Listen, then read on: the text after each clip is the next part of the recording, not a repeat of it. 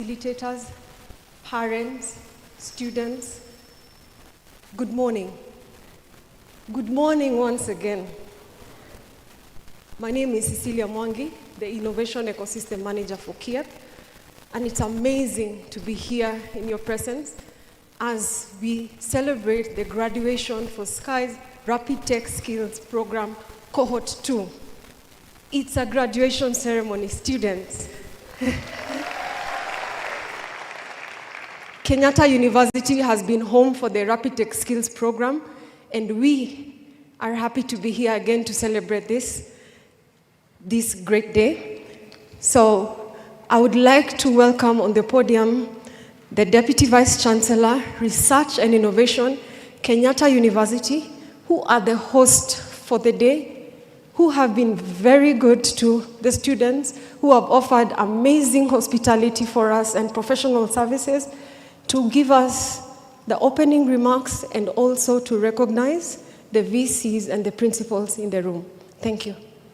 Professor Caroline Thurua, a round of applause.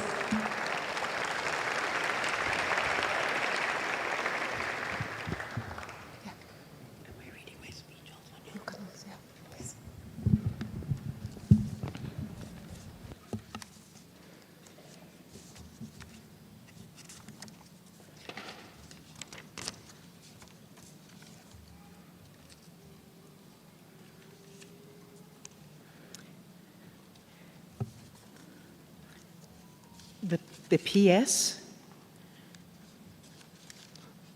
Dr. Kimunya, and our distinguished guests, vice chancellors from other universities, and all our visitors who are here this morning. It is a great pleasure and honor to welcome all of you this morning to Kenyatta University. This morning, our Vice Chancellor is not with us, and I will stand in for him this morning, and it'll be my pleasure to read his speech for us this morning.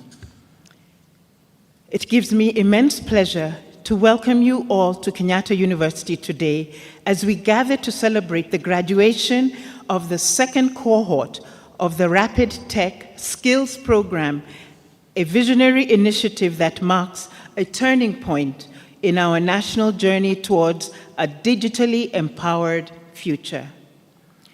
Let me begin by extending our special appreciation to our guest of honor, Dr. Juma Mukwana, CBS, the Principal Secretary, State Department for Industry, for honoring us with his presence today. Your leadership in steering industrial transformation through innovation and skills development continues to inspire confidence in Kenya's digital and industrial future. I wish to warmly recognize the presence also of Colonel Dr. James Kimuya, Director of the National Computer and Cyber Crimes Coordination Committee, and today's keynote speaker. I also want to recognize Mr. Samir Goyal, the CAPE Project Coordinator, Mr. Philip Maiva, the CAPE, Professor Esther Mungiri, DVC Administration and Finance, Dedan Kimathi University of Technology, Professor Caroline Omolando, Avenue Academic Affairs, Open University, Professor Leila Abukar, Vice Chancellor Technical, University of Mombasa, Professor Thiongo, representing the Vice Chancellor, Jomo Kenyatta University of Agriculture and Technology, Professor Odeo, the Vice Chancellor, Kabibi University, Professor Zipporah Nganga, Principal, Mama Ngina University College, Tali Inao, United Nations Industrial Development Organization, Nizun Washira Nyaga, representing Director Human Resource, State Department for Industry. We acknowledge the presence of all these distinguished visitors and many other representatives from the State Department of Industry. Your presence here today signifies a shared national commitment to the transformation of Kenya's digital landscape. We also recognize and appreciate the dedication of our implementing partners, Speinberg and E4 Impact, for their instrumental role in shaping the delivery and success of this program. Ladies and gentlemen, the Cape Skies Rapid Tech Skills Program is more than just a skills training initiative. It is a bold national investment in the future of Kenya. Spearheaded by the Ministry of Investments, Trade and Industry, and funded by the World Bank, this program equips our youth with competencies in cutting-edge domains such as artificial intelligence, cybersecurity, software engineering, data science, animation, and visual effects, and the all-important soft skills and entrepreneurship. Today, we proudly celebrate the graduation of 263 students from 7 leading public universities. At Kenyatta University, we're especially proud to graduate 33 outstanding students who have successfully completed this rigorous training. As I reflect on their journey, I'm reminded that education is not merely about transferring knowledge.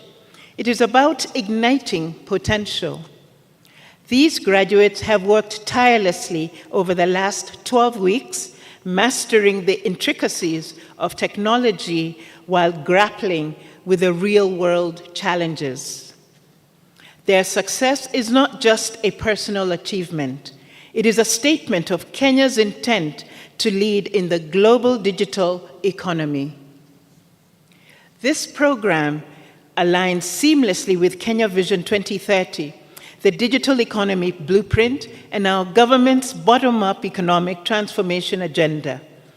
It is a blueprint for how academia, government, development partners, and industry can come together to build a resilient, inclusive, and forward-looking society. To our graduates, you have stepped into this program with courage, curiosity, and commitment. As you leave here today, I urge you to go beyond success. Go and build platforms that include design systems that protect and create innovation that uplift. In the words of the poet Seamus Heaney, hope, and I quote, "Hope is not optimism, which expects things to turn out well, but something rooted in the conviction that there is good worth working for." Carry that conviction forward, not just for yourselves, but for Kenya, for Africa, and for the world. Congratulations once again, and welcome to this momentous occasion at Kenyatta University. Thank you, and God bless you.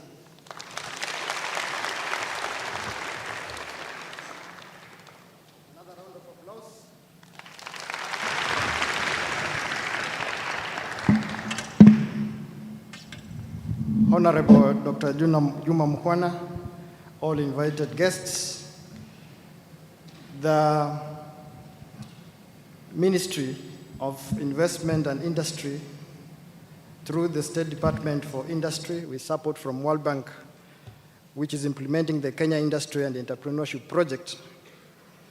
This project aims to increase innovation and productivity in select private sector firms. One of its subcomponents focuses on strengthening the ecosystem support infrastructure by building the capacity of incubators, accelerators, and technology bootcamp providers through performance-based funding grant. It also supports rapid tech skills students training for youth and students through retooling, capacity building, and job readiness. The State Department for Industry entered into agreement with the initial 8 universities in Cohort 1. We were here in August 2004, and we entered into a contract with 7 universities this time in Cohort 2 in March 2025 to implement the action entitled Rapid Tech Skills Job Creation Readiness. The university jointly co-created and implemented the Rapid Tech students on artificial intelligence, software development, data science, cybersecurity, and soft entrepreneurship. In Cohort 1, the department graduated 236 youths. The program demonstrated strong employment and entrepreneurship outcomes, with 60 of the students, of the alumni, securing tech-related employment and contributing their success to the program. The remaining graduates continue working on projects initiated during the training, with several focus on scaling the innovation into viable enterprise through incubation and acceleration. And now, it is my pleasure to welcome some of the Cohort representatives, please, to share the experience on Rapid Tech Skills experience. Please welcome Paul Mihango, Alfonso Witi, and Sumaya Jele. Please, let's welcome them as they come in the podium.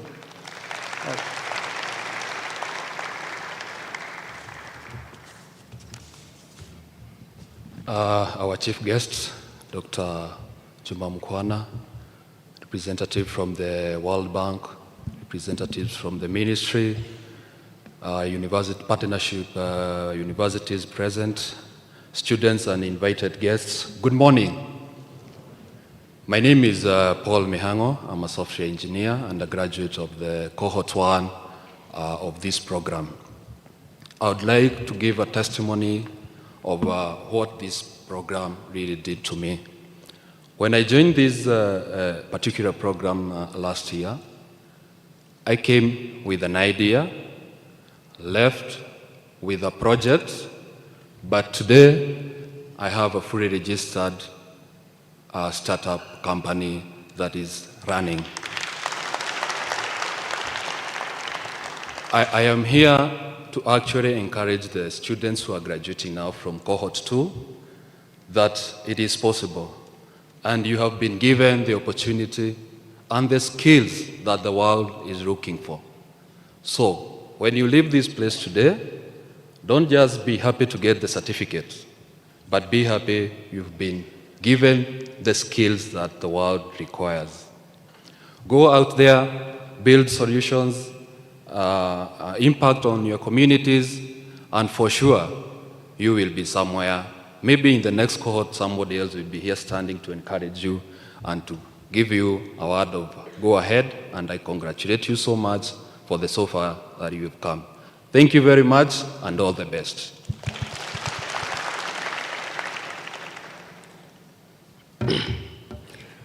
Honored Principal Secretary Dr.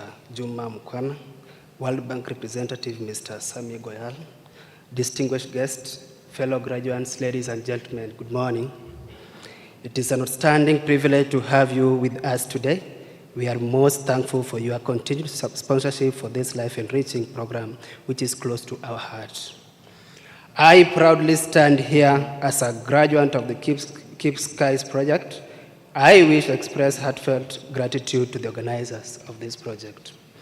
Through this project, I managed to develop a website for Bahari Mezani, a project that advocates for the blue economy through fish farming, poultry production, and organic waste management. Through the training we received, we now have a web platform that will significantly boost our exposure, allow us to find new customers, and allow us to present our mission to the world. In my capacity as the founder and CEO of Bahari Mezani is a startup organization that I started when I was in second year back in 2022. I went through Pan University.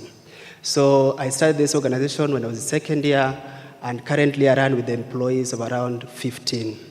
And what I can take and I can request Your Excellency from both the World Bank and the PS, currently I'm having a headache to run a project because I want to install some cages in the ocean. My humble plea to the Excellency, just give us, sponsor us around 2 sea cages and also 2 sea cages. That one will increase our ways of earning SDG 1, 8, 13, 14, and even 2. And after that, we'll even increase the number of employment in our country. Without much remark, I will really need to appreciate each and every student who is a graduate today. And my part-time work is a motivational speaker. I can say, just start, then leave all to God. A round of applause for all the graduates today. Thank you very much.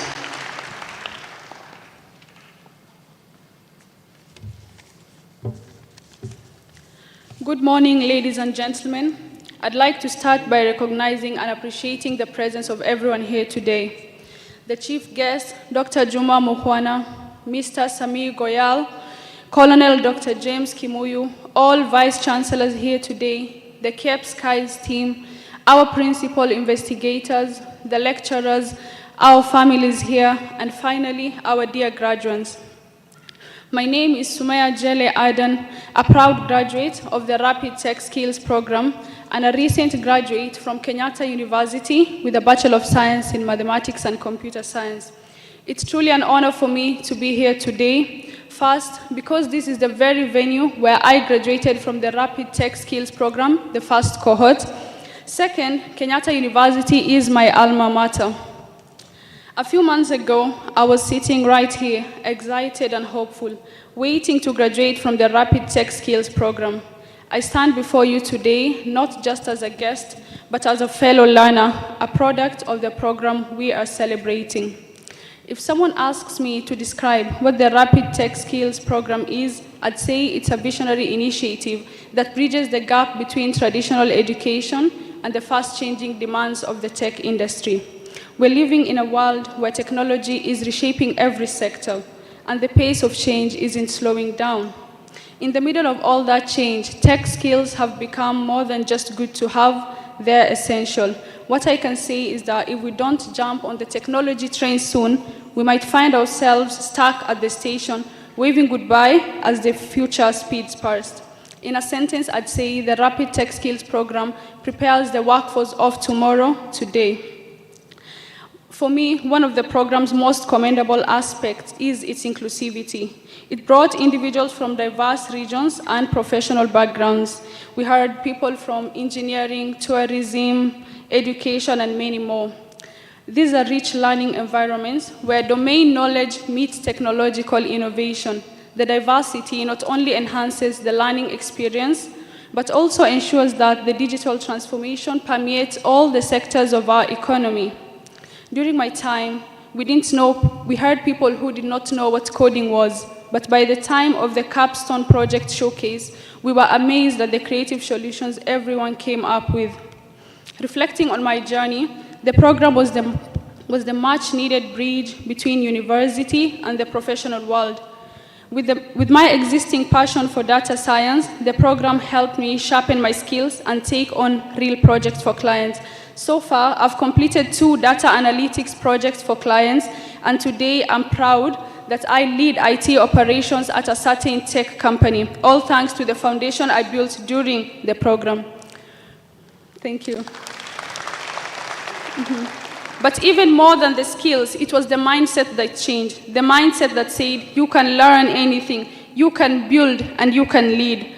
My message to the soon-to-be alumni of this initiative is, let's carry forward the mission of the Rapid Tech Skills to not only be consumers of knowledge, but creators of innovative and impactful solutions. Remember that bridging the gap between where we are and where we need to be requires constant learning and collaboration.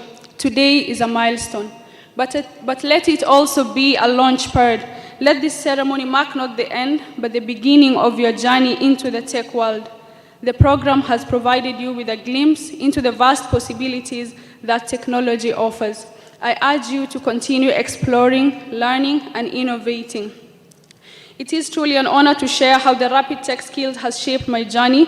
I am proud to be part of a community that empowers individuals to transform ideas into reality, and I look forward to seeing how us and future cohorts will reshape our digital landscape. Once again, congratulations to each of you. You deserve it. Enjoy your day.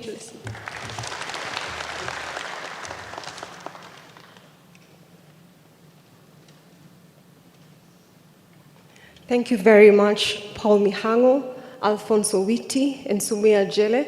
All the best. Keep innovating, keep inventing. Let's drive our country forward. Building on these successes for Cohort 1, Cohort 2 was designed to scale impact, enhance program delivery, and strengthen industry linkages through strategic adjustments, including expanding industry exposure to bridge the gap between training and employment, integrating internationally recognized certifications to enhance graduate credentials, strengthening the recruitment process to attract students with STEM backgrounds for better specialization, refining technical tracks to deepen skills and improve market alignment.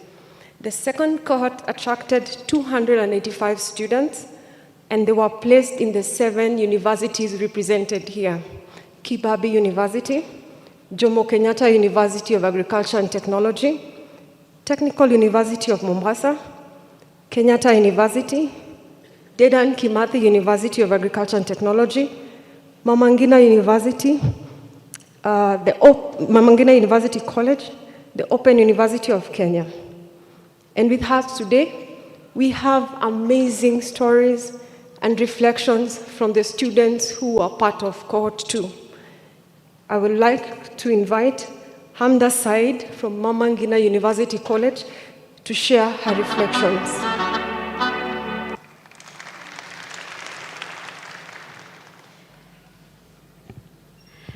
All protocols observed. Good morning. I'm Hamda Said Ali, all the way from Marsabit County. I'm honored and privileged to be part of this Rapid Tech Skills Program, Cohort 2, under the Data Science and Artificial Intelligence at Mama Ngina University College. It's truly a great opportunity for me. Having a background in monitoring and evaluation, I have been using Microsoft Excel for data analysis, but through this program, I was able to enhance my capacities through hands-on training, the hackathons, the industry experts and insights that I was able to improve with the new data analysis tools and visualization that helps to create deeper insights in my data and all that I do. And apart from the technical skills, I was able to undergo the soft skills training, which honed my communication and presentation abilities. That last week, I was able to facilitate a session on universal access and digital development at the Kenya Youth Internet Governance Forum. That was during the Africa Tech Policy Summit last week in Nairobi. So, thank you so much. And I know all of these achievements or success stories that comes from us resonates to all the scholars standing here. And to my beautiful and handsome scholars, I would like, first and foremost, I would like to congratulate us for this far. And I would like to encourage us to take advantage of these skills and opportunity for our personal and professional growth. And let us use these skills to help drive positive transformations in our communities and our country as a whole. And to our dear parents and guardians, thank you for your unwavering support and believing in us, some of us having to travel long distances and being first time in Nairobi. It's truly an honor, and we are all here to celebrate this achievement together. Nikimalizia, kuanzia leo, mimi ni ambassador wa Keep Skies. Je, wewe, asanteni.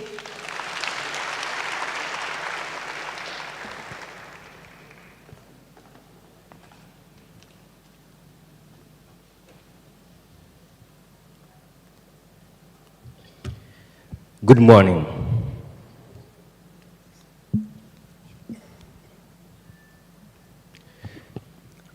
Distinguished guest, Dr. Mukwana,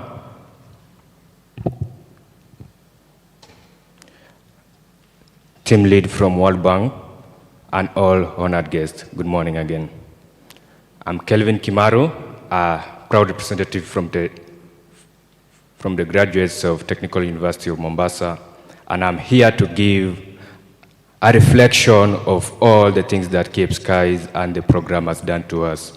So, this program has been a lot to us, and we can say that the Rapid Tech Skills program was not just but a program, but it has been a transformative journey where we have learned, we have improved our skills, and all this was not through the visionary collaboration between Cape Skies and the other partners, World Bank, E4 Impact, and the Ministry of Industry, Trade and Investment.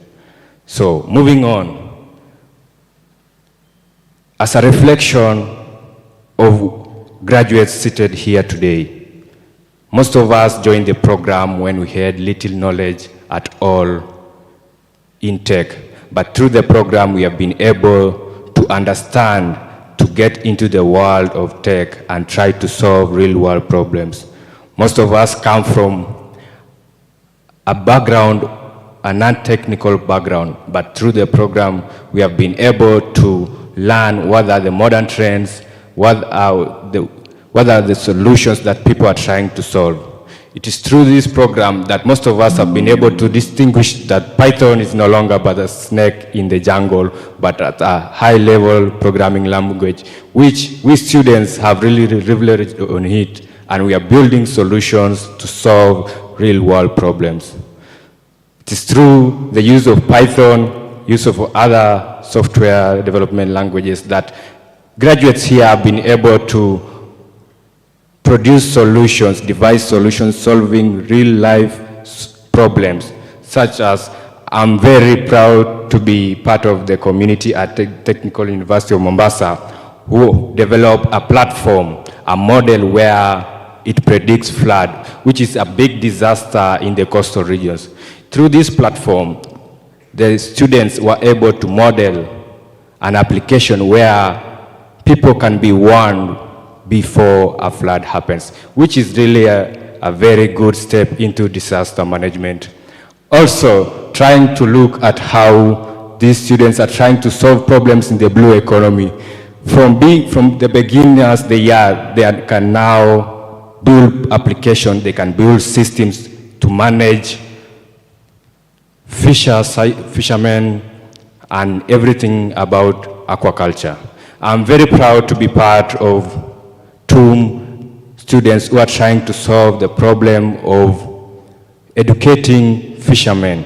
I'm proud to be one of the collaborators to a project by the software engineering team where they created a solution where they're trying to educate the fisher folk on the fishing life cycle and to get the best produce from their practices.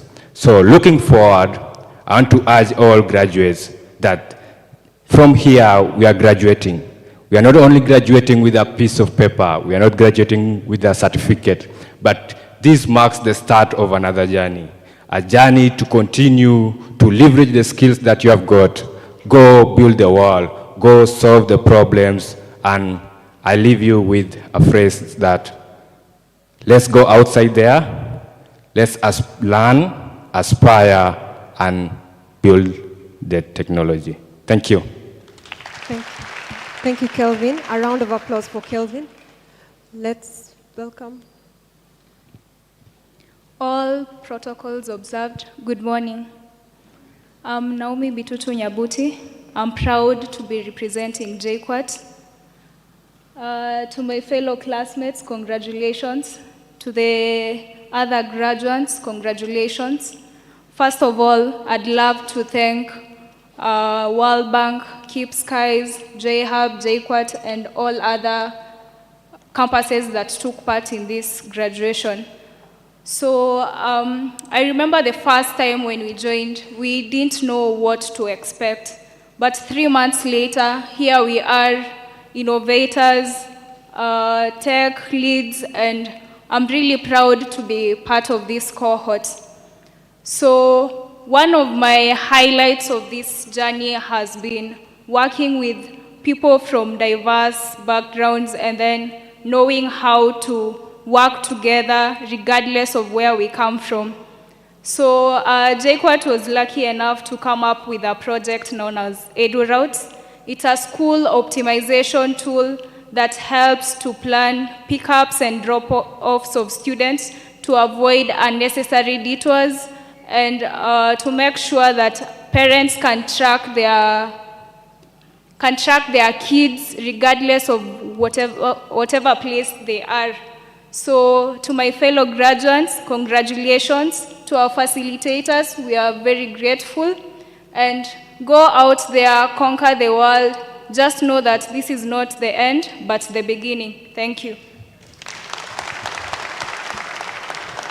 Thank you very much. Our chief guest, our guests, and the guest of honors, the most important people in the room. Good morning. I'm not seeing you smile. Why? Smile. This is an achievement.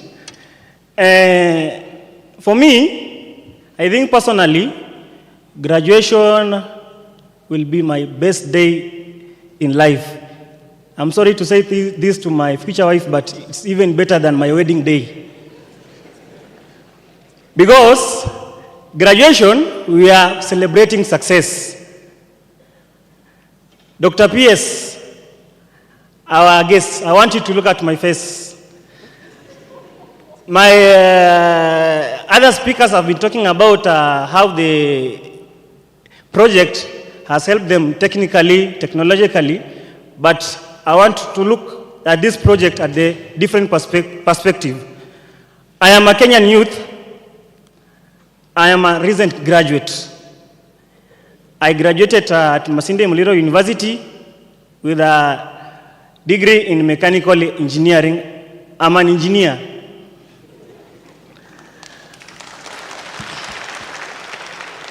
Now, after finishing school, I went home. The graduation ceremony, they cooked for me a very fat hen. I ate. And then they asked me, my mother asked me, my son, now what? Nikamwambia mama tulia engineer, akule Christmas kwanza. Then I started having panics. How will I get employment?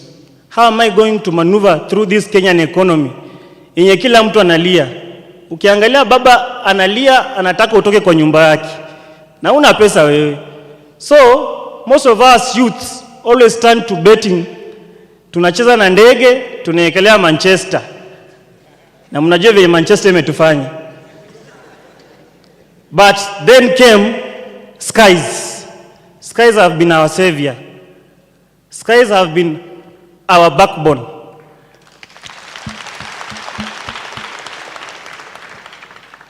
So, I'll start by talking to personally my experience in this program.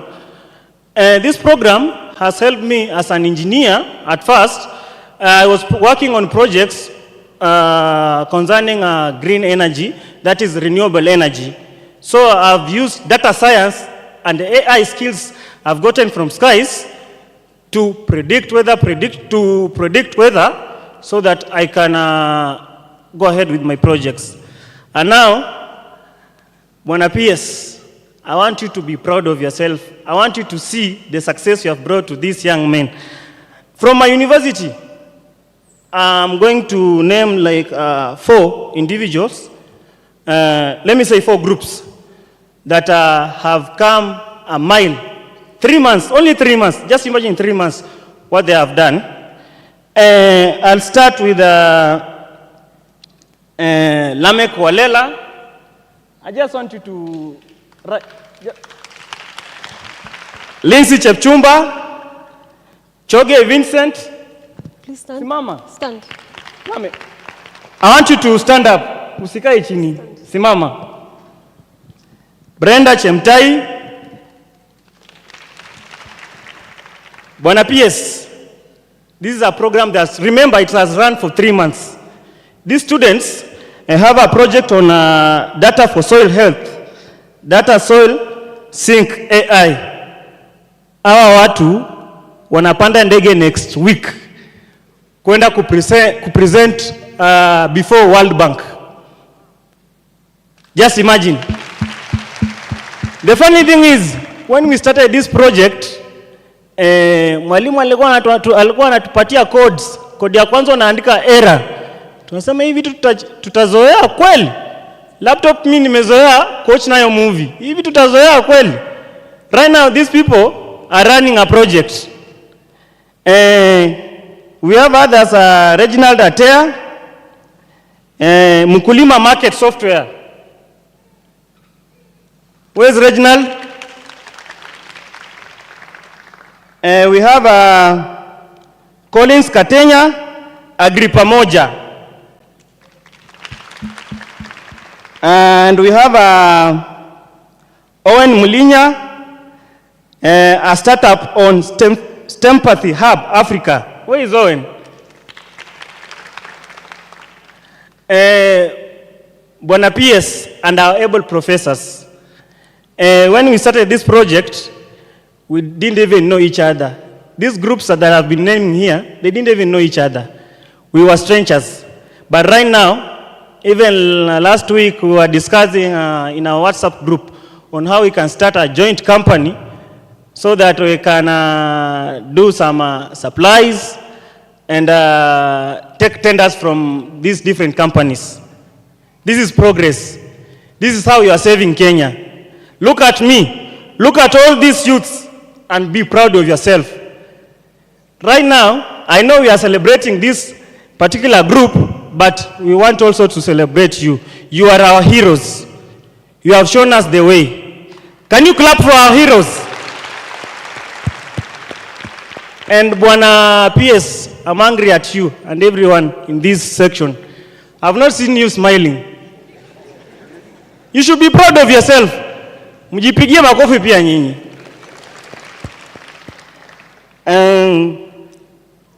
Guys, as I am finishing, I want you to say, with skies, I will change the world. I want you to repeat with me. With skies, I'll change the world. And as I finish up, Bwana PS and our professors, msitusherekea hapa na mtusahau. These people are able, wameiva. Ukipata kazi, ukipata nini wapatie, wameiva. I will leave you with a slogan that nataka mtumie the next cohort. Inua kijana, inua Kenya. Thank you. Thank you very much, Engineer Belvin Barasa from Kibabi University. Thank you.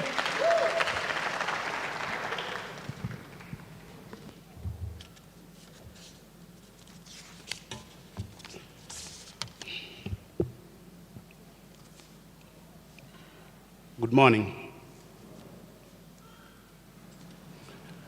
To the Honorable Principal, Secretary, Industry and Innovation, esteemed guests, innovators, ladies and gentlemen, good morning. I am honored to stand here today as a proud representative of the Open University of Kenya in the Open University of Kenya in the cohort of the Kiep Skies Rapid Tech program. My name is John Otieno, born in Kisumu, raised in Nairobi, schooled in Kilifi. Over the past 3 months, we've experienced an extraordinary transformation, moving from data and talk novices to machine learning and AI specialists, software designers, software engineers, cybersecurity analysts, and engineers. This was not just a training program, ladies and gentlemen. For us, it was a launchpad, equipping us with the technical skills, yes, but more importantly, instilling in us the mindset of critical thinking, problem solving, and creative change making among ourselves, among our communities, and in our special school of the Open University of Kenya. And I believe, as others speak today, most of us never met physically, but we are able to leverage technology and achieve great things within 3 months. The Open University students, please clap for yourselves.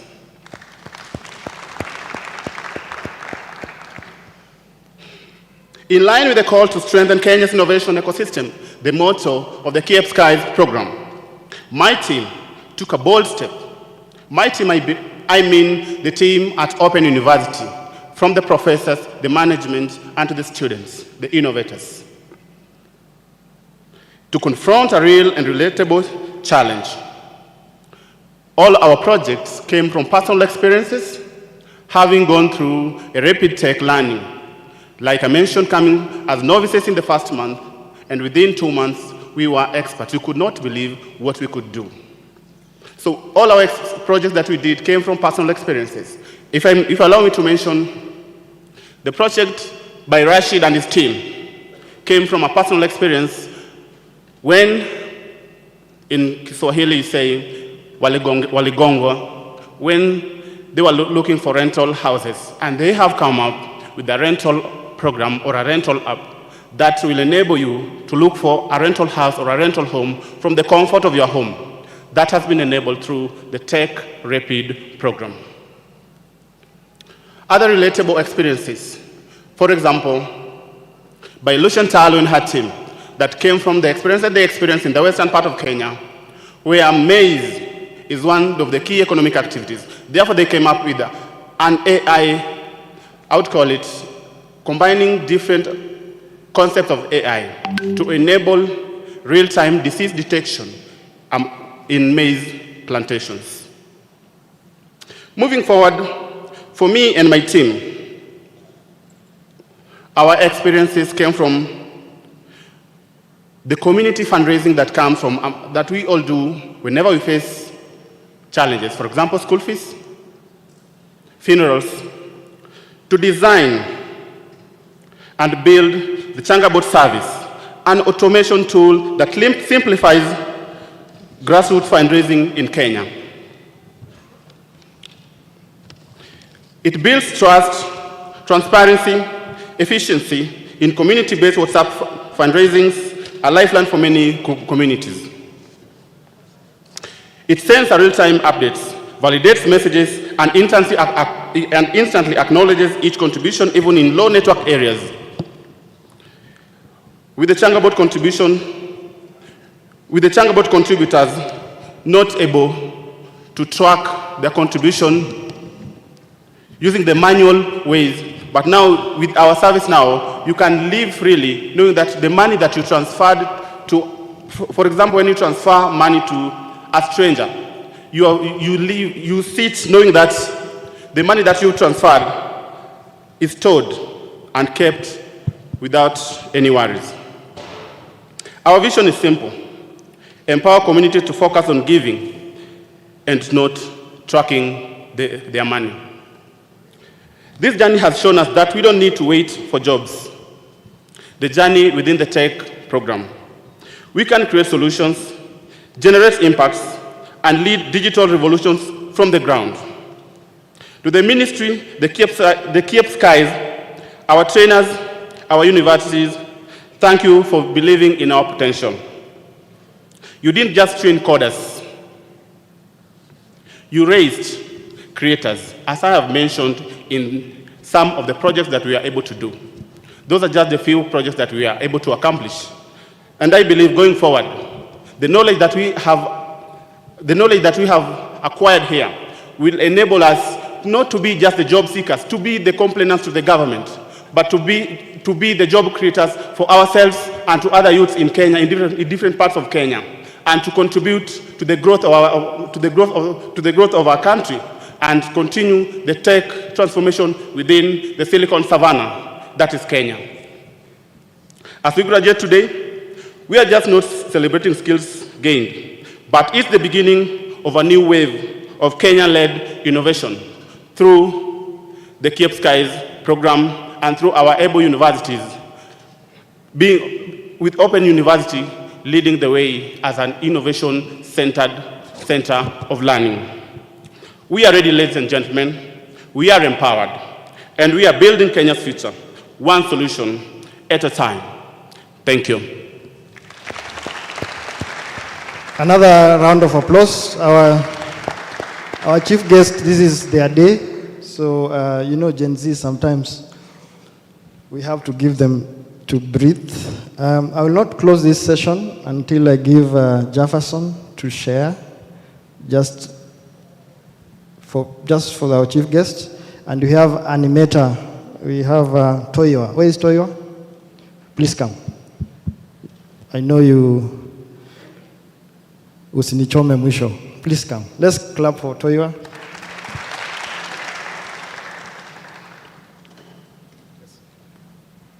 Good morning, everyone. Our chief guest, Principal Secretary, Dr. Chumo, Vice Chancellors present, distinguished guests, project coordinators, lecturers, sponsors, Kenyatta University community, and all other universities present. My name is Jefferson Kiprotich, a computer scientist from the Cooperative University of Kenya, and a graduate of Cape Skies, Cohort 2, and a data science and artificial intelligence at Kenyatta University, and a proud advocate of disability. I'm truly honored to share these few words on this special occasion. Looking around this amphitheater and seeing the many different faces, people from various counties, communities, and backgrounds, it is clear that this program has brought together the true spirit of our nation. This gathering reflects Kenya's diversity, talent, and shared ambition. I extend my heartfelt gratitude to the Ministry of Investment, Trade and Industry, SKIES, the World Bank, SpinPark, E4Impact, Kenyatta University, and other universities included. Your partnership and investment in us have made this life-changing experience.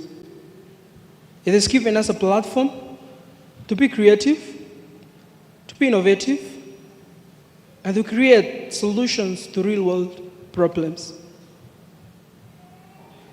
This program has been deeply inclusive, and as a person with disability, I felt respected, supported, and fully part of the journey. That inclusivity has empowered me more than words can express. To my fellow graduates from Kenyatta University, thank you for your kindness and support. You made me feel at home, and that sense of belonging is something I will always carry with me. Although I've gained valuable skills, I'm still actively seeking for employment. The search has not been easy, but I remain hopeful. If anyone here is able to offer guidance, opportunities, or mentorship, I will be sincerely grateful. I'm also in the process of establishing a non-governmental organization to support persons with disabilities, something that is very close to my heart. I believe in building a more inclusive future and welcoming support, and I welcome support from anyone who shares the same vision. Today is not just a graduation, it's a new beginning. And as I live here, I carry with me purpose, hope, and gratitude. Thank you, and may God bless you all.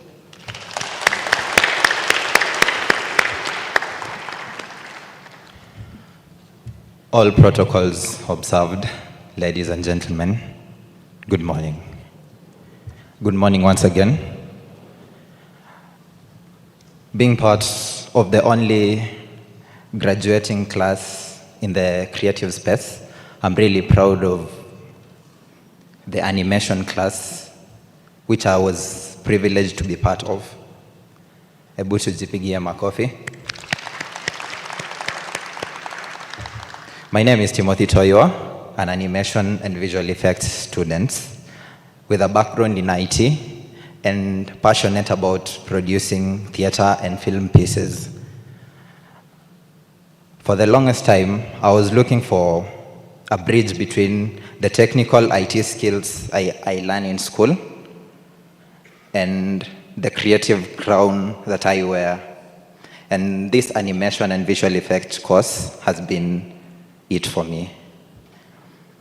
I personally enjoy creatively finding solutions to real issues, and as they say, charity begins at home. Being a university student, my classmates and I were able to work on projects that address the problems of the youth. I am honored to announce to you that I personally worked on an animation project that was raising awareness about alcoholism among university students. And one of my classmates was also working on a project that was addressing issues to deal with gambling and betting, which are the problems that the youth face. I could go on and not exhaust what to say, but the main event of today is you and me wearing these white t-shirts and the sashes. We should be all proud of ourselves because we did it. And not only did we do it, we did it right. Thank you. Thank you, Toyo from the CUT. A round of applause to all our students, Cohort 1 and Cohort 2. As I had mentioned earlier,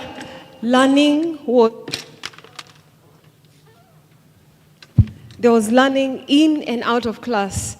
And one of the key areas for the KIEP Rapid Tech Skills program was the industry exposure. The students had exposures in different areas, hackathons, guest lectures, industrial visits, just to name but a few. They visited Konza Technopolis Data Center. They had guest lectures from KIPI on intellectual rights, now that we are looking at innovations. They went to Calro, Juja Preparatory School to launch their innovation and test with actual customers for validation. They went to Zone 1 in Kisumu, where they were match made with apprentices who are also innovators. They had guest lectures from Google, Sanlam, Microsoft, FlexPay, Cooperative Bank, and also had a hackathon with the Internet Computing Protocols, ICP and AWS, just to name but a few. Another very interesting industry expert, we also had mentors who are even serving in police. And today, we have Colonel Dr. James Kimuyu, PhD, the Director, National Computer and Cybercrimes Coordination Committee, who was a mentor and also an instructor at Mama Ngina University College. Karibu.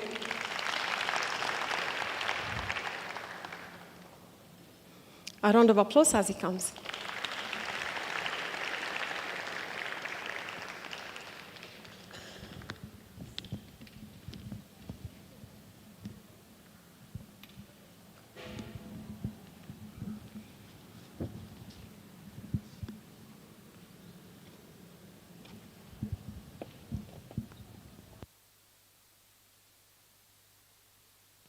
Am I loud? Okay, thank you. The chief guest,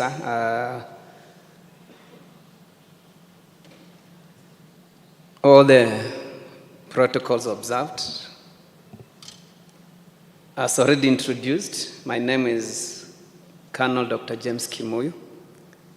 I don't serve with the police, but I serve with the Kenya Defense Forces. But we work together with the National Police Service. My appointment is the director of a long organization. We abbreviate it NC4, but it's National Computer and Cyber Crimes Coordination Committee. We do not coordinate crime, but we work towards prevention of crime or the safe use of the cyber space. Technically, I report to two bosses, that the PS, that is in charge of internal security and national administration, and also the PS that is in charge of ICT and digital economy. Chief guest, sir, it is my distinct honor to be able to stand before you just to witness this auspicious occasion as I see our young professionals graduate from this wonderful program. It gives me, sir, a lot of joy, considering that the space that I manage as a director in charge of NC4 is heavily involved in matters of technology.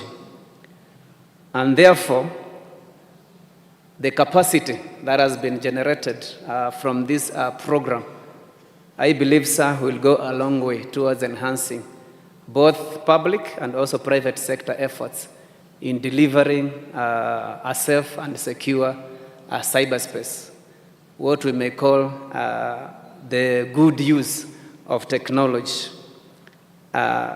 Sir, the current government has put emphasis on digitization of government services. So far, through the e-citizen platform, we have more than 20,000 services that have been digitized.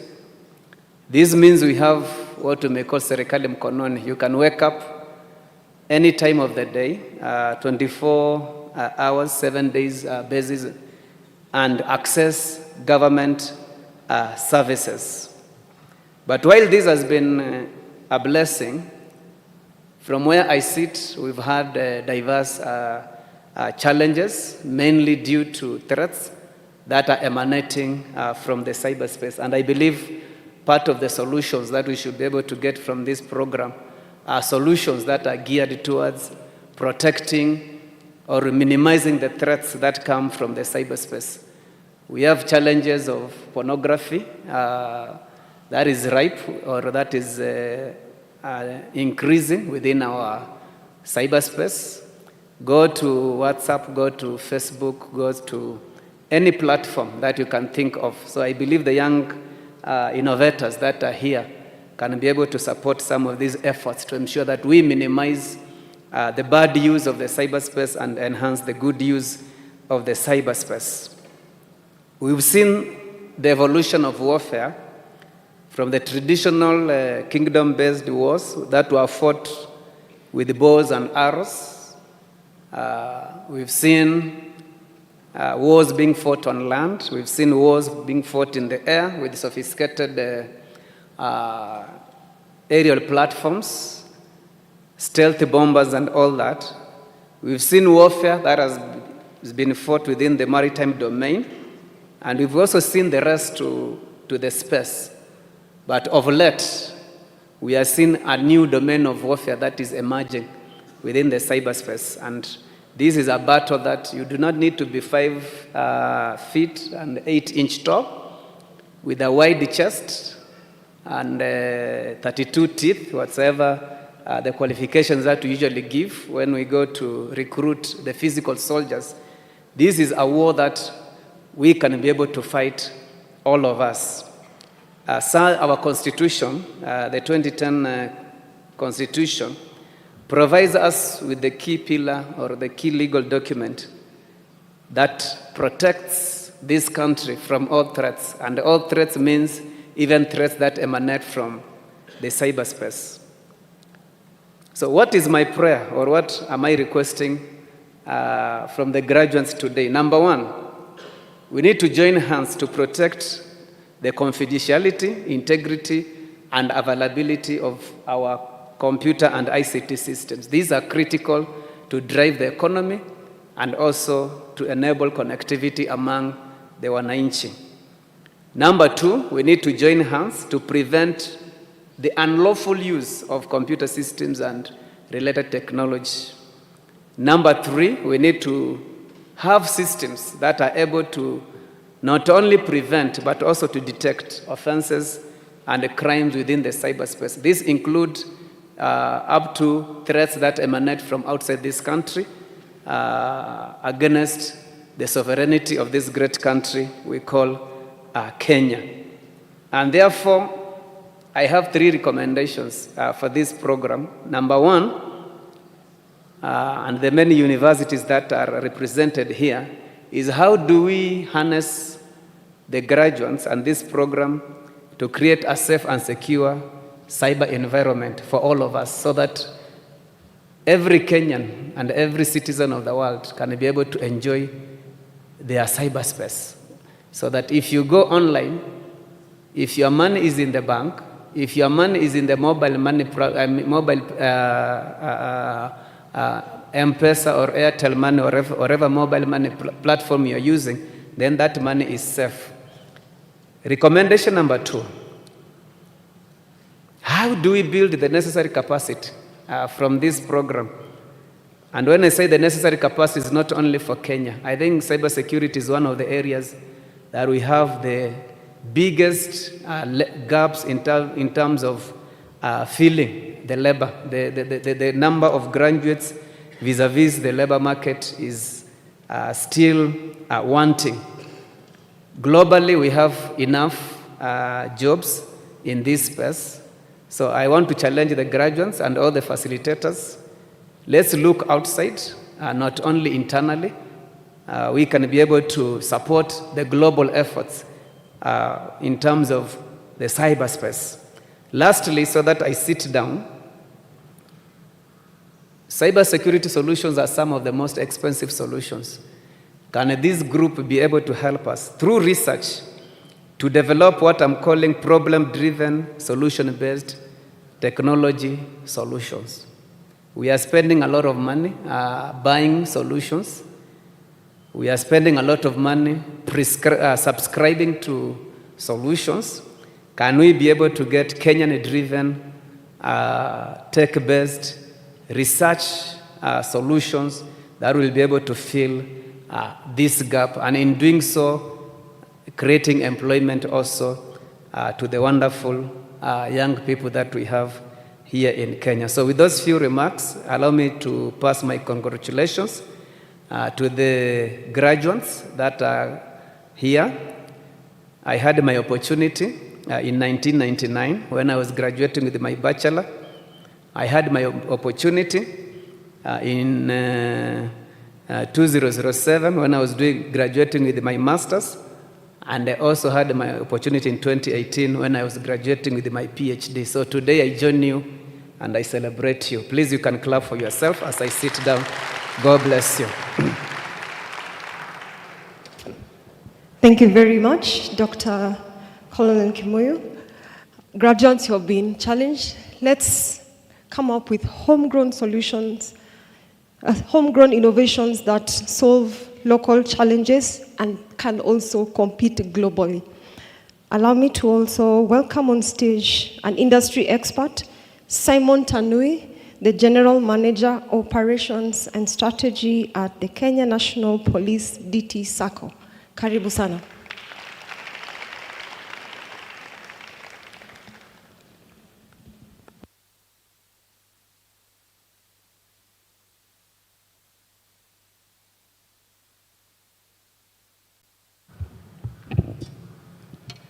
Thank you. Good morning. Allow me to ride on the already established protocol and to say I'm greatly privileged to be here today, stand before you, this distinguished team, and to appreciate, first of all, that my son is among the students who are graduating today. I'm accompanied together with my wife, who is also here today. Being a parent here and an industry expert, I want to appreciate the sponsors of this program, because indeed this is a life-changing program that you've given to our students, our children, and we are expecting them that now as they proceed to the next stage in life, they are moving into the workspace, they are moving into business, they are moving to implement that they've been able to learn in class and put that into practice.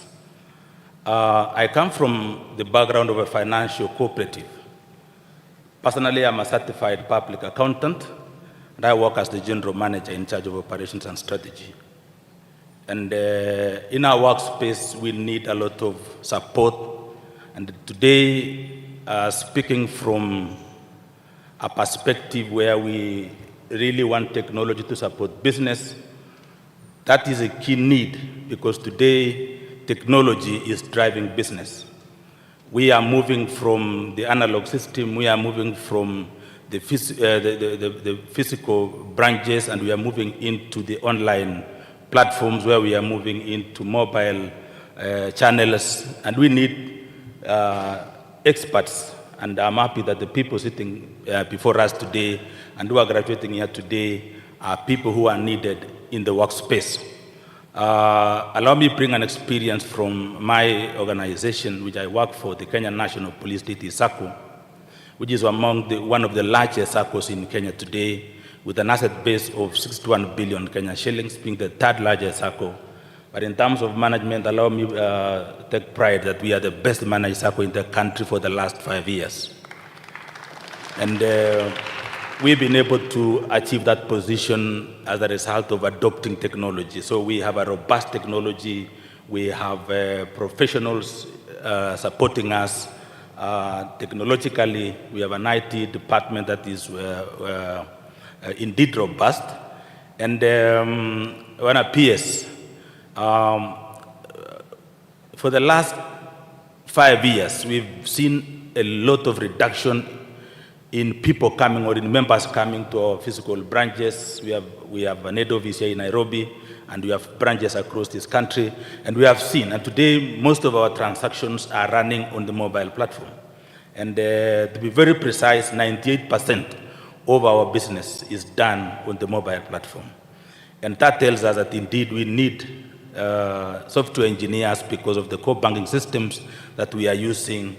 In marketing, again, we are now moving away from the traditional methods of marketing, and we are moving into the digital space. And I believe students or the graduates here on animation and visual effects are very, very supportive in this field, because now we will need to be moving out to secure more members, to secure more customers, and to get a wider reach. Then we need professionals in that field. Then animations and visual effects, digital marketing is key. And because of that, then we've been able to increase our membership. We've been able to support our membership. In terms of, for example, managing member accounts, then we need technology again. We need people who are able to support us to get proper management of those accounts. Data analytics, again, is a key thing, because we have large volumes of data, and again, we cannot use the traditional methods to work on those large data. And again, it is very true that when you come to the workspace, then your support and your skills, your technical capacity is highly required indeed in our businesses, and not only in Police SACCO alone, across all the financial spectrum. I want to stop there, but I want to say, in the words of Peter Drucker, and many other scholars have been able to talk on that, about the future. And they say that the best way to predict the future is to create it. I want to challenge the students who are here today that we will need to indeed actively participate in shaping our future. And we need to create that future by being very innovative. And I'm so happy when it appears that we have men and women here who already have solutions, because unless you provide a solution, then that innovation will not address anything. You come up to fill a gap, that is needed in business. So the many of us who already, some will be flying out of the country to present in World Bank, that is it. And all of us, let us actively participate in creating our future. Let us be very innovative. And somebody said again that whatever is proven today was once an idea. So what the idea that you have, please make it count. Innovate. And as we innovate, then we create our future. The future is great. The future is in technology. Let us work in that space, and we are going to drive our economies. We are going to drive our personal economies. We are going to drive our family economy. We are going to drive our country economy. And well, that aggregated, then we have a prosperous country. Thank you, and God bless you all. Thank you very much, Simon Tanui. Thank you very much. Chief guest, at this point, I'd like to welcome the chairperson for the SKIES Rapid Tech Skills, chairperson for the technical committee. The committee has been a very dedicated team which curated the 6 tracks that the students were learning. That's data science and AI, cybersecurity, software engineering, animation, visual effects, soft skills, entrepreneurship, and also they had a capstone project. SKIES is about collaboration, co-creation. Karibu sana, Professor Mutsoto. Thank you very much. Chief guest, PS, State Department for Industry, Dr. Juma Mukhwana, distinguished guests, vice chancellors, and all protocols observed. My name is Professor Stanley Ngome Mutsoto, Chair, Technical Committee for the KIEP SKIES program. On behalf of the Technical Committee, I'm delighted to join our guests to celebrate this auspicious occasion of the second graduation of the KIEP SKIES Rapid Tech Skills program. I sincerely convey my heartfelt appreciation to the World Bank for the grant, the Ministry of Investment, Trade and Industry for the innovative idea to support and enable the Kenyan youth to acquire job readiness skills. It is humbling to be part of this great team of reputable universities that have implemented the coveted high-tech jobs readiness training program that is fully sponsored. This is a great milestone. Cohort 2 witnessed a reviewed curriculum, and this was as a response to the needs and the niche of the students and the feedback from Cohort 1. The technical committee introduced specializations.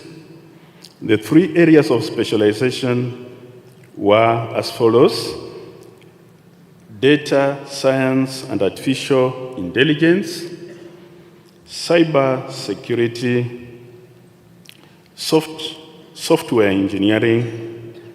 In addition, soft skills, project work, and entrepreneurship were taught as common units. All were covered in 3 months, that is, from March to May. Of course, this approach, Chief Guest, was applauded by the industry and was equally received cheerfully by the students.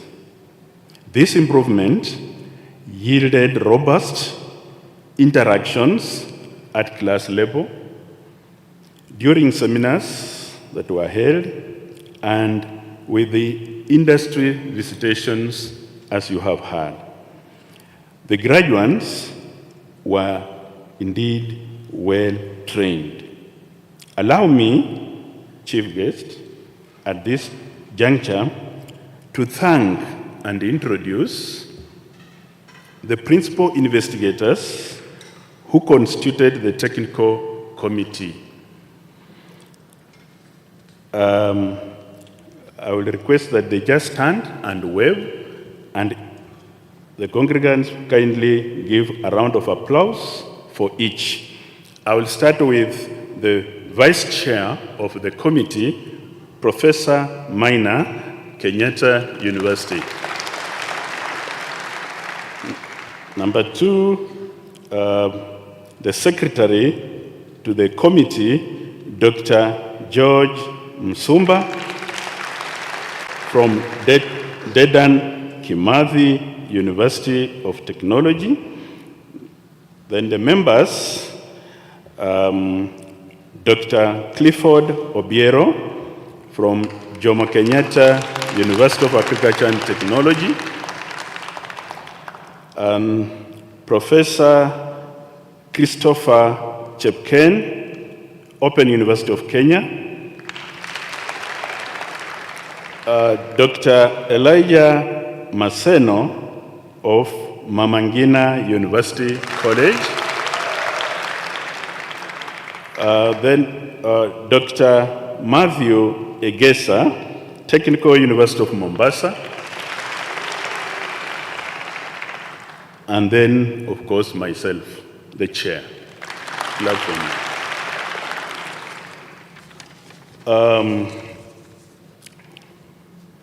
I want to add, Chair, chief guest, that the committee worked hard and worked as a team and ensured that the curriculum was learner-centered, flexible, and with very clear objectives. They worked very hard. They had weekly progress meetings, and they all attended on weekly basis. Clap for them. A special appreciation goes to the SKIES management team, the SKIES management firm, for the excellent management of the program. They are just excellent people. Clap for them. Lastly, chief guest, I congratulate our Cohort 2 graduates for the dedication and hard work. Indeed, this has enabled them to get this far, and their future, we can assure you, is bright. Thank you, and God bless.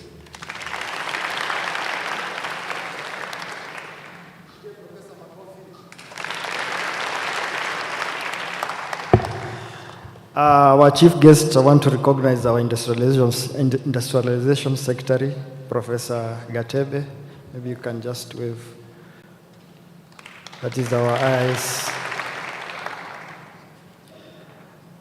Thank you very much. At this juncture, KIEP is Kenya Industry and Entrepreneurship Project, and we have a project coordinator.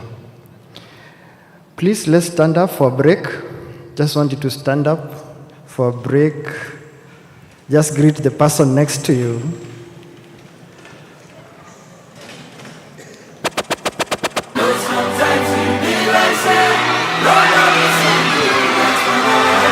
Okay, do like me. Do this way. Be careful. Okay. Breathe in. See. Okay, chief guest is dancing. Let's dance. As we welcome Philip Maida, our project coordinator, to take over from here. Every day I pray for you, making Baba God bless you. I never forget you. I won't forget.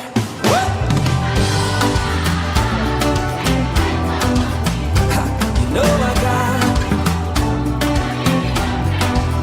Money, don't show me, don't show me, don't show me, don't show me. Let's take our seat.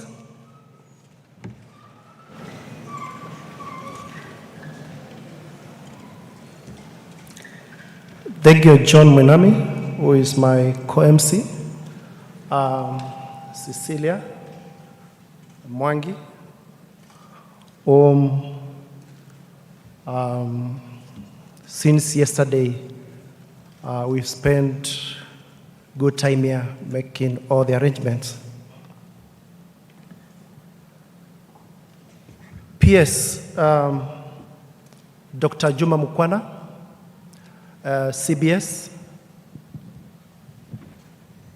leading the State Department for Industry, Minister of Investments, Trade and Industry, Vice Chancellors and Principal,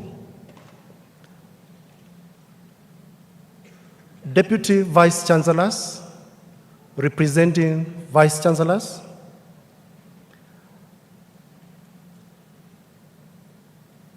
First, Professor Laila Abakar, Technical University of Mombasa, Professor Isaac Ipara Hodeo, Vice Chancellor Kibabi University, Professor Zipora Nganga, Principal Mama Ngina University College, Professor Caroline Thorua, representing the Vice Chancellor, the DVC Research, Corpus Professor Thiongo, representing the Vice Chancellor, Jokwat, Professor Esther Magiri, DVC Administration and Finance, representing the Vice Chancellor, Dekut, Professor Caroline Omulando, the DVC Academic Affairs, representing the Vice Chancellor, Open University of Kenya, World Bank representative, led by Mr. Samir Goyal, who is the CAPE team task lead, UNIDO representative, Tali Enave, representatives from ministries, departments, and agencies, whom we've worked together in this project, industry experts led by representatives from NC4, Safaricom, Microsoft, Huawei, National Police SACCO, FlexiPay, Cooperative Bank, and others. Our industrialization secretary, Professor Erastus Gatebe, and directors of industries from the State Department for Industry, heads of sections, heads of department, the project implementation unit, the SKIES management firm led by David Chebriot, graduates and parents. Habari ya leo. Good morning. How are you? Today is a joyous day.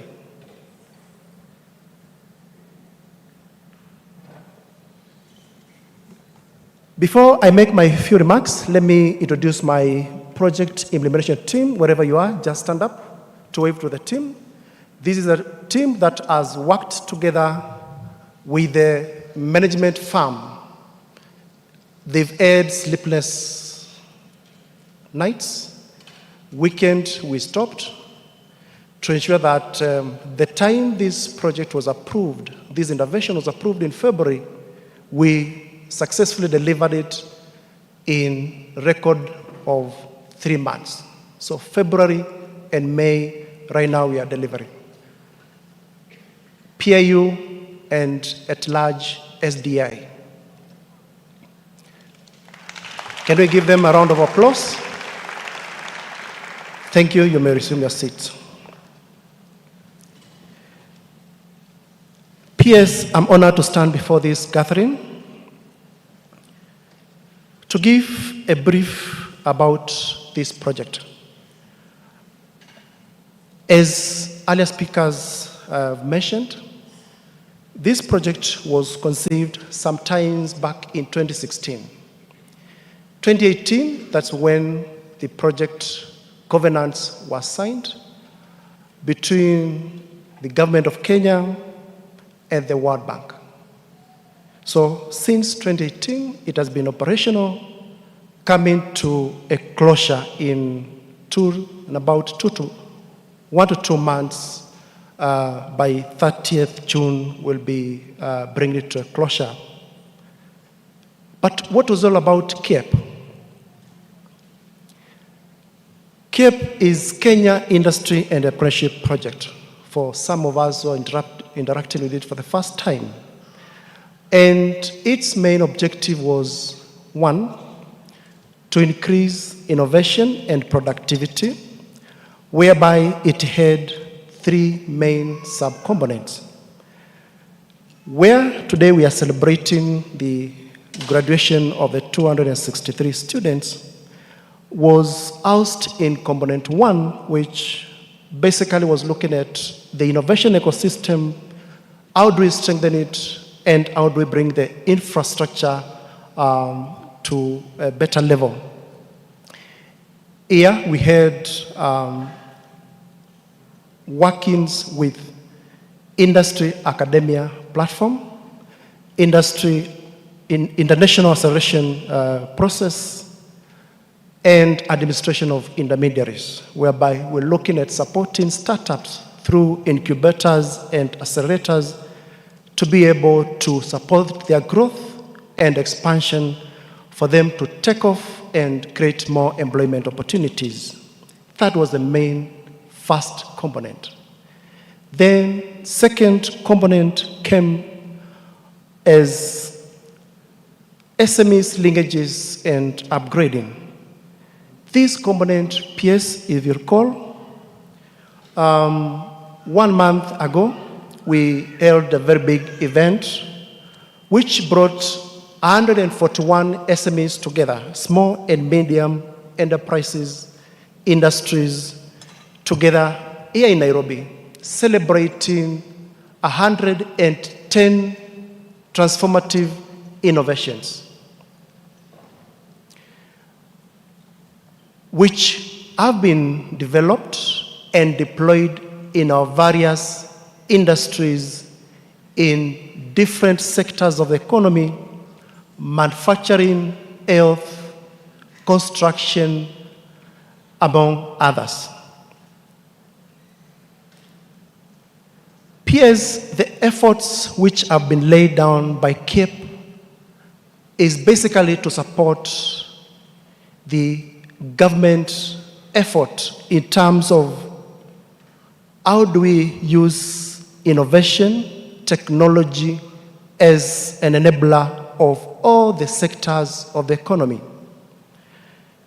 And when we take a keen look on the 4th medium-term plan, PS, where we have the 5 sectors of the economy, what we have done today cuts across, be it in the finance and production sector. These solutions which our youths have developed, PS,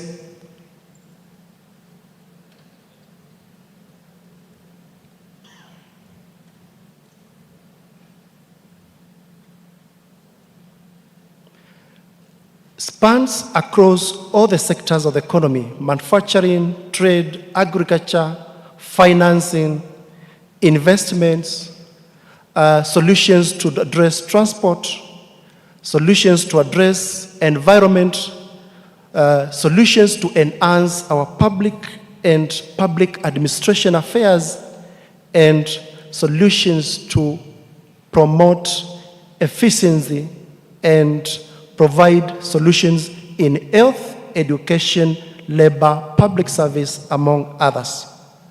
This is a commitment the project made to ensure that we give the youths the technical skills in the 3 areas of specialization which were mentioned earlier. If we take a keen look on the applications we received, PS, the demand has been very high. We received close to 2,900 applications across the country. 47 counties, we received applications from them. When we narrow down to the shortlisting PS, 97% of the applicants were below 35. That shows you the demand from the youths, 35 years and below. Then out of it, 1.2% were applicants, persons living with disabilities. When it came to the placement PS, only 285 students were placed in our 7 universities. That shows you the process of recruitment, selection, and placement was very stringent. Jipikeni Makofi for making it to the 285. PS, out of the 285 students placed in the 7 universities, almost we achieved the gender divide. 52% were male and 48% were female, and 3% were persons living with disabilities. And true to what my young brother Kiprotich said, in terms of the nationhood, 43 counties out of the 47 counties are represented here. And the students, the youths have been taken through the 3 tracks. Actually, it's 4 tracks. The data science, artificial science, cybersecurity, software engineering, which is more of development, and PS, the innovation brought on board was adding more track on animation and visual effects, which we partnered with Dedan Kimathi University to actualize it. And coupled to it, every youth has been equipped with entrepreneurship and soft skills. PS, these youths are able now to communicate, pitch their projects, pitch their ideas, make their curriculum vitae in a better shape than they came. That's a skill we embedded as they came to finish with a program. PS, we really say thank you to your leadership. Around the month of February, when we got all the necessary approvals and arrangements in place, we entered into implementation arrangement with 7 universities, which PS, some of the vice chancellors today, they accompany you today in this graduation ceremony. And you signed performance improvement contracts with the 7 universities to roll out this project. And it had only 3 items. 1, the universities were supposed to use the resources you provided for them for administration and self-improvement in terms of having the necessary equipment, infrastructures for training of these students. Then the second item was, through your PS and through the universities, we facilitated the students with facilitation so that whenever they are in class, they are not bothered, they are not worried about how their stay in the various universities will be catered. And finally, you facilitated your office and the university's operations and lecturers' facilitations. And for that, we've rolled out the first tranche of commitment to all the universities, and with the actualization of a graduation today, we hope the rest will be finalized in the near future, in the next 1 or 2 weeks. The project's peers, you've heard some of the students' testimonies, is really based on the theme today we are having for this graduation, which we are telling the youths to step into the world with cutting-edge technical skills, which have poised them to innovate and lead in the various spheres of their lives. And one emphasis we've made to them is let them use the skills, the knowledge they've acquired to create benefit for themselves, benefit for their families, and benefit to the society, and do no harm. That has been the clarion call whenever we had interactions, visitations to the students. Let me end by saying this. All this we've done as a ministry through your leadership, PS, with the support of the Vice Chancellors. It's geared towards attaining our Vision 2030, and by extension, our Africa Agenda 2063, where we as the people, we as the youth, want to see the country we want, that's the Africa we want. And this Africa we want will only be invented by ourselves. These are the innovators, the dreamers, and the disruptors. Thank you, PS.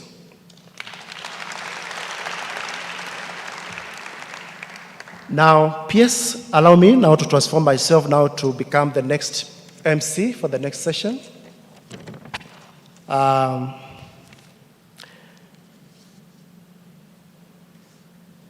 would want to invite the UNIDO representative, Madam Tali Eneif, to make a few remarks as we progress. Round of applause, please.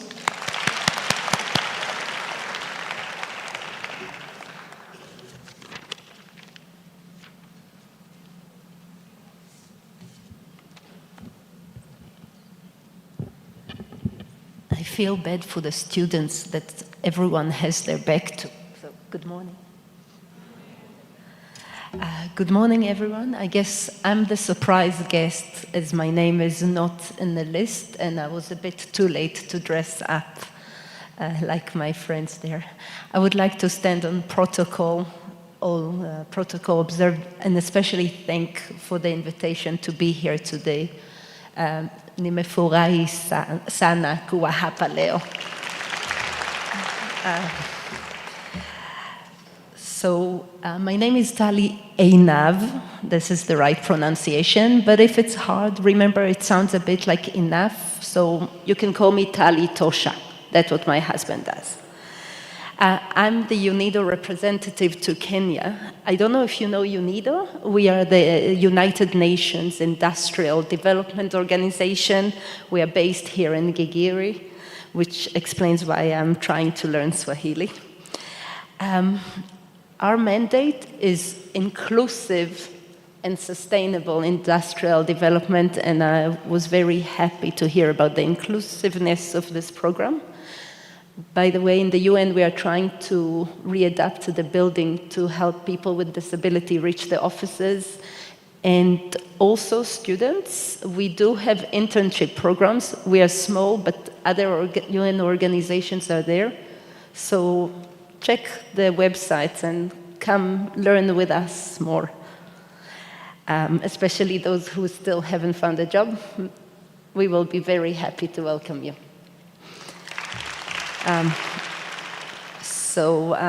How do we achieve industrial development? Through skills, including the soft skills that make us stronger. And we need those skills to unleash the full potential of industry. What is industry? Everything that you do that creates value. It can be services, it can be climate change, energy for industry.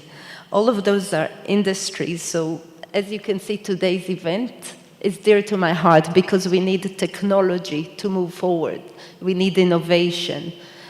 And please check our website and learn more what we do and what we do in the country so we can work together in the future, because I think I'm facing some of the leaders of the future. And, right? I think you should clap to yourself. It's actually, I put it as my last remark, but I think I'll bring it up. I look forward to hearing about you in the newspapers and to get to know you and your successes. So I'm making sure I remember the faces around me today.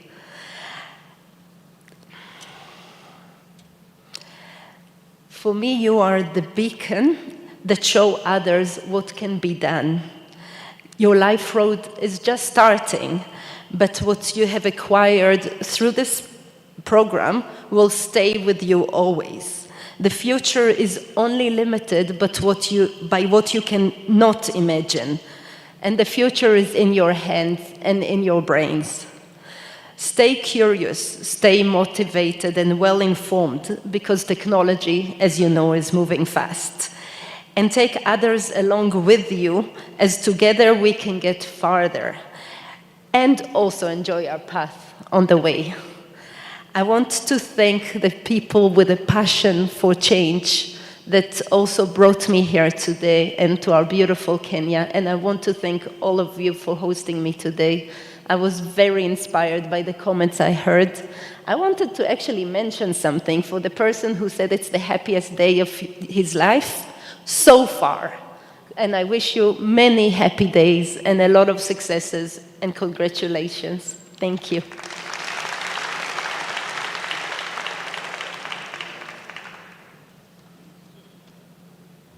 Thank you. Another round of applause for Madam Tali. And for sure, we'll have many, many more happy days to come. And as you move the journey, tag others along. Our chief guest, the next speaker, is a gentleman, is a person whom the CAPE team always hold high. P.S., when you joined the ministry, the project had stalled. Through your leadership and leadership of Samia, who is a team task lead, we were able to bring back the project into operations. It progressed, and now we are here celebrating this milestone together. So help me to bring on stage, by round of applause, Mr. Samia Goyal from World Bank, who is a CAPE team task lead.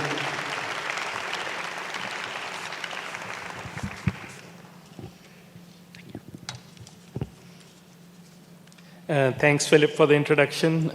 It's great to be on the team as we celebrate today. P.S. Mukwana, university representatives, distinguished guests, and most importantly, all of you students and your families who are the chief guests today. Welcome, and my sincerest greetings to all of you. Let me start by offering my warmest congratulations to you as students, graduates of the Cohort 2 of the Rapid Tech Skills program, and an achievement which is very remarkable, particularly that the program had started only in March, and you are here today as graduates. So congratulations to you. Congratulations also, please.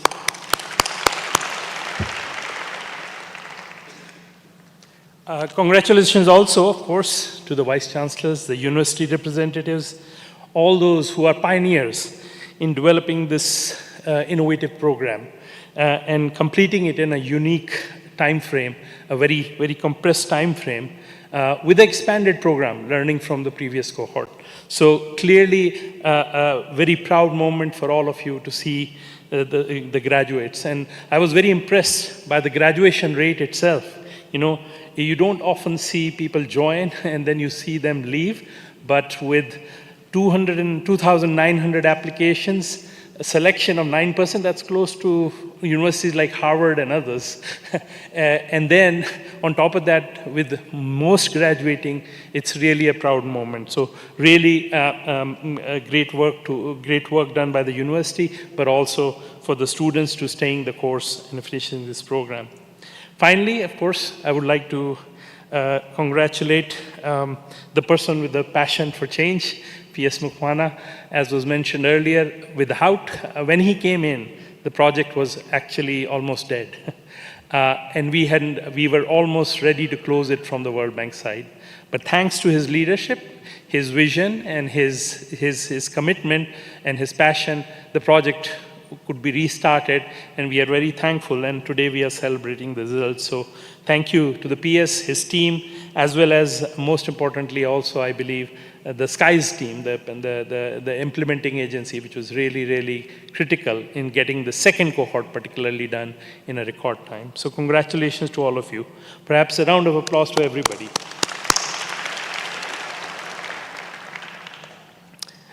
World Bank, of course, is delighted that this partnership with the Ministry of Industry and Trade and Investment, particularly the State Department of Industry, has led to this day. And this is only one part of the bigger project of KIEP, but today is the celebration of the students, and we are very proud that the Cohort 2 could be added, given the success of the previous cohort.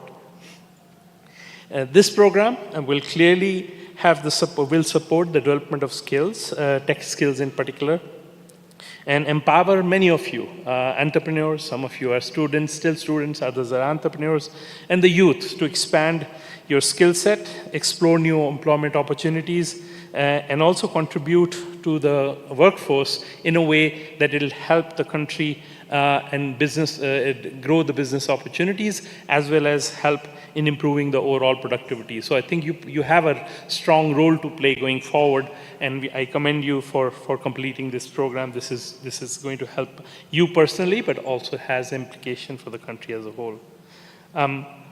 I'm, of course, very honored to be invited to participate in this wonderful celebration a second time. I was here for the first cohort, and would like to also thank again the KU University for hosting all of you in this wonderful campus. And it's great to see so many great minds around who have the future of Kenya in their vision. And it's really important that you continue this vision and pursue your ideas. And we hope that the learning you have got from this program will be an important lever to help you move to the next level. Yeah? The project design, as was mentioned by Philip, started in 2016. Right? So we've come a long way. It's 9 years since the inception of the project idea. And it was based on a triple helix model, which is trying to bring in the academia, the government, as well as the industry together, because those three elements form the three elements together can lead to a lot of successful development of projects, and they're all needed in growing economy and having a sustainable and innovative growth model. So clearly, this project is part of that bigger thinking, and today we are celebrating the academia and government interaction through this program, but I also learned that you also had exposure to industry, as the industry specialist was saying, where you had mentorship, etc. So it's kind of completing the whole helix. So this is also very, very important, and it's very good to know that it's something which is globally recognized as a cornerstone for success in today's world. Yeah. Let me quote a few things from what you've been saying as the recipients of this support. Life-changing, transformational, foundational, innovative, confidence-enhancing, valuable stepping stone, and even, I think was mentioned earlier, a savior. The program has been called many things, but clearly all these elements are an indication of how you feel in participating in the program, and how you think you might be able to leverage it personally for your own development, but also towards achieving your longer term objectives. So very, very happy to hear that. I also want to talk a little bit about on the responsiveness side of the program, right? It's responding to the current needs.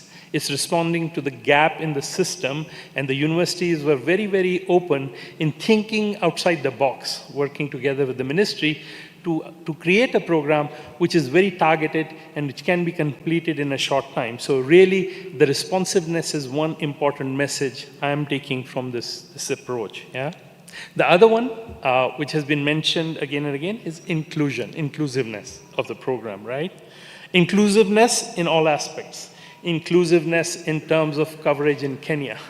You have 43 counties, I heard, if I heard it correctly, out of the 47, which are represented through you with so many universities. You have the inclusion of the gender balance in terms of the selection. You have inclusion in terms of covering different types of communities, people with challenges, and people from areas and backgrounds which allowed them to come and participate in this important program. So another very important aspect is inclusiveness, which I'm taking. Finally, inclusiveness in terms of areas it's covering. Many areas were mentioned. I think what's important to note is this is a program which is more to leverage and give you certain tools, but it's not constrained by the sector you support, right? You have support for agriculture, textiles, you have support for climate initiatives, people have ideas relating to even addressing fraud and crime. So it's really amazing to see that it's very inclusive in terms of what your skills can help you achieve for the economy, and I wish you all the success, all the best to carry forward those dreams and work with those areas in mind. Yeah.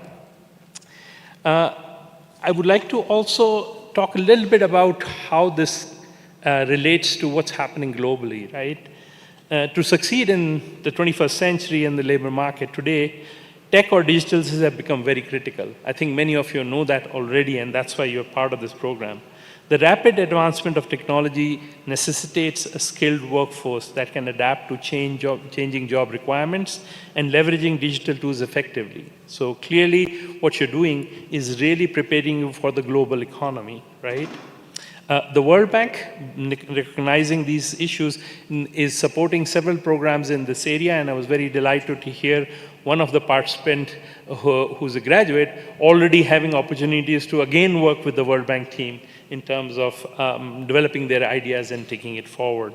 I believe it was in the agriculture field, but I may be mistaken. But very nice to see that all of this goes towards having a digital transformation, which has become a critical element of most countries' strategies going forward. Skill development is at the heart of change in education. Labor markets across the world, prompted by the global megatrends in automation, digitization, AI, which are changing the nature of work and skill demands. This is all changing the nature of work and skill demand. The rapid pace of technological advancements, evolving labor markets can make technical and specialized skills quickly outdated. I think a lesson to be learned, and it's really important in this context that in 3 months, you've got enough information to try and keep that gap as minimum as possible in terms of how these skills get outdated. The regular skills are getting outdated. As a result, skills and workforce development must proactively adapt to meet the skill needs of the future businesses. So you are well equipped now to support the businesses in your country. The development of skill sets, particularly skills, digital tech skills, can contribute to structural transformation and economic growth by enhancing employability as well as improving labor productivity, which can help firms to be more competitive domestically as well as internationally. Skill development through initiatives such as the Rapid Tech Skill Program hold immense promise for empowering youth and contributing to enhancing the entrepreneurial and innovation system in Kenya, and improving the prospects of leveraging technology for a sustainable economic transformation, fostering economic growth. Clearly, these are long-term goals, these are bigger pictures, but it's important to keep in mind your growth at this micro level leads to your country's benefit. And we hope that that will be the case, and we look forward to monitoring this progress over the coming years from you. As it is often noted, the biggest part of our digital transformation is changing the way we think, right? You, the students as well as the universities, have already started on this digital transformation journey by participating in the Rapid Tech Skills program. And I wish all the graduates the best for this achievement, which is an important step for you to carve a path to a bright future, and for yourselves, as well as contribute to the advancement to the transformation of the economy, an agenda which is very clearly a centerpiece of the strategy for Kenya's development. Let me end by quoting Nelson Mandela. Education is the most powerful weapon which you can use to change the world. So I urge you all to keep that learning spirit going, building on the excellent start that KIEP Sky's Rapid Tech Skills program has provided, and leverage these tools, these digital and tech skills that you have acquired to be the leaders that you are destined to be, and seize the bright future you all deserve. Thank you again, and congratulations again to all of you.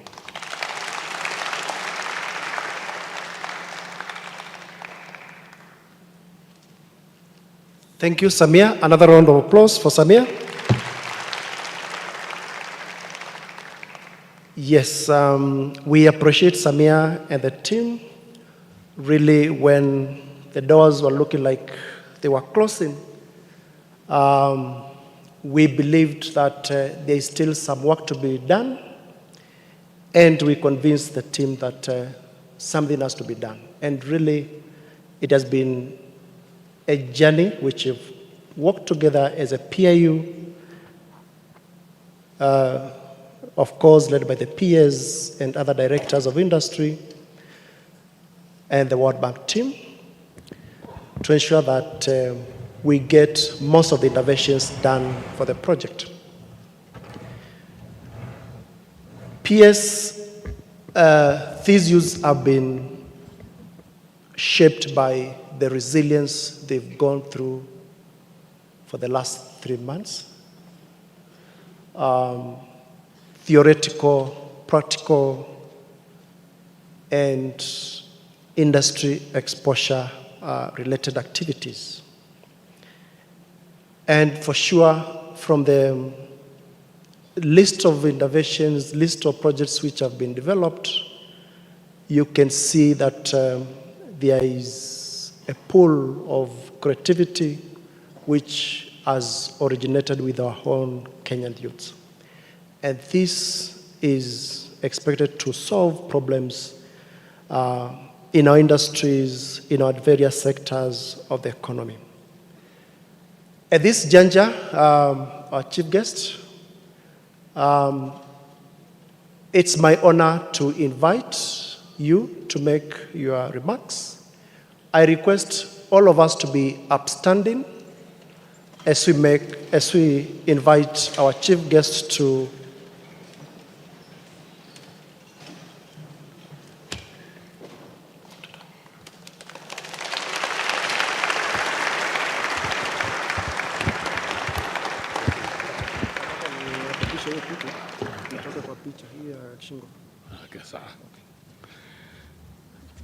Okay, thank you. Let's be seated.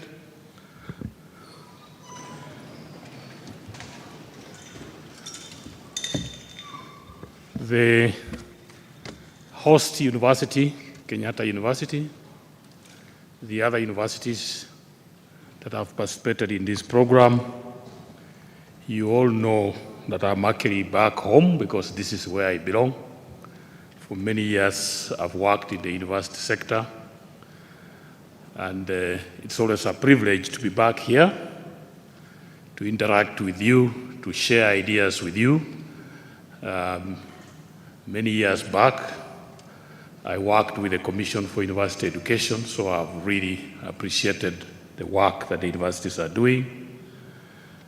Last year we were here to graduate the first cohort under this project. And so I want to really pay tribute to the universities, more specifically the 7 universities. My sister Laila Abakar from the Technical University of Mombasa, CP Nanga that we've worked with, my brother Isaac Odeo from Kibabi University, and the host, Kenyatta University. Pass my regards to my brother, Professor Wainaina. We have worked very closely with him. This is really, I always tell people, really this is where I belong, this is where I come from. When I became PS about 2.5 years ago, I found this project on the table. The project had been signed off in 2018, and for lack of a better word, it had stalled.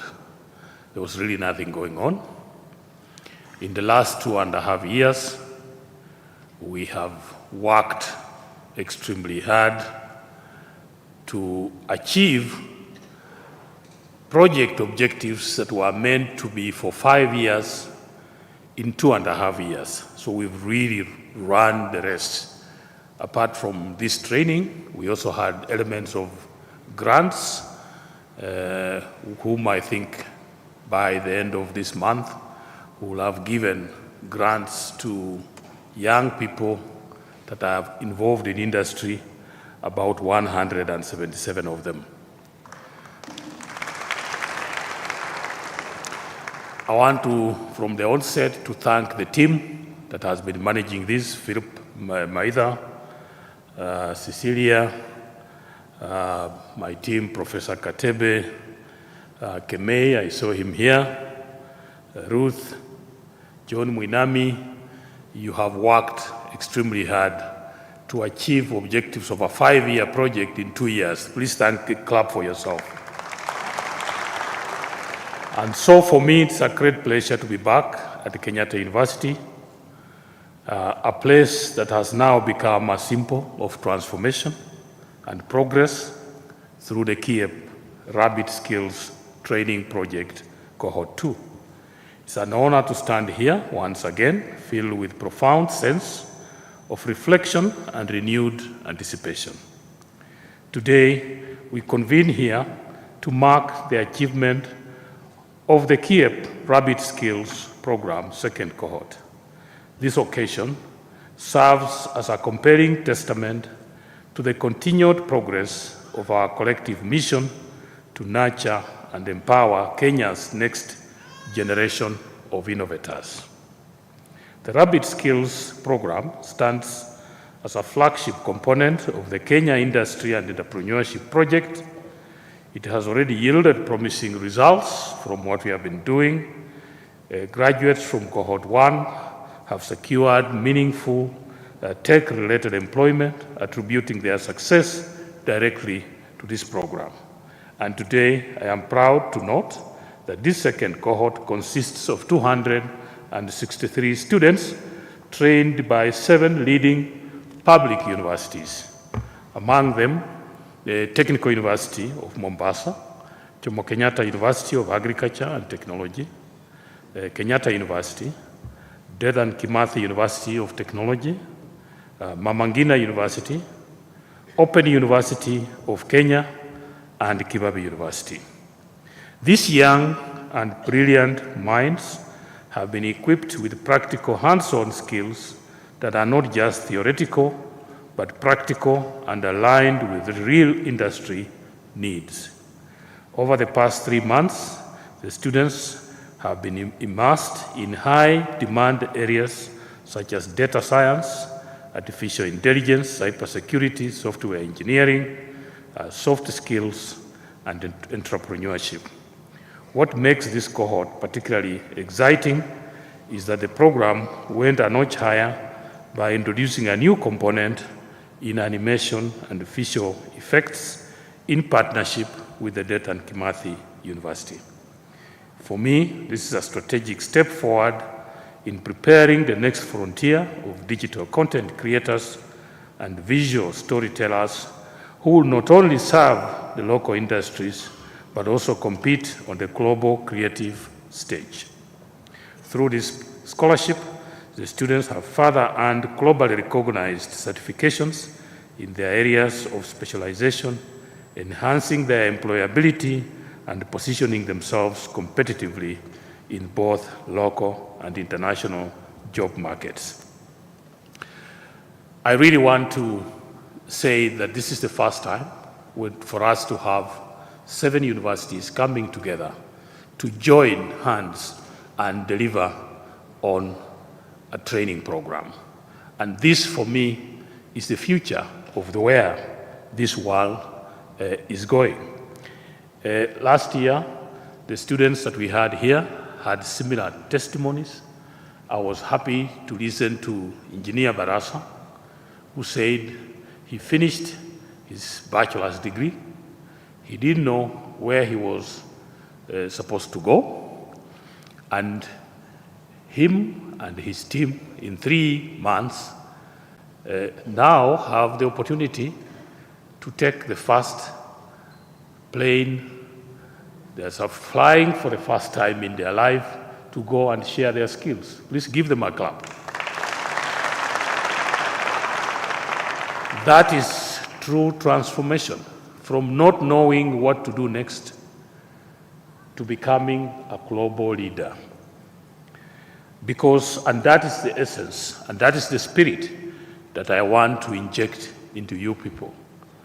My passion as an individual has been, how do you change the world?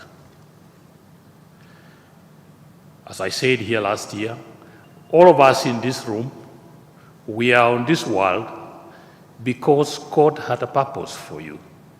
You are brought here because there was something that you are expected to contribute to humanity.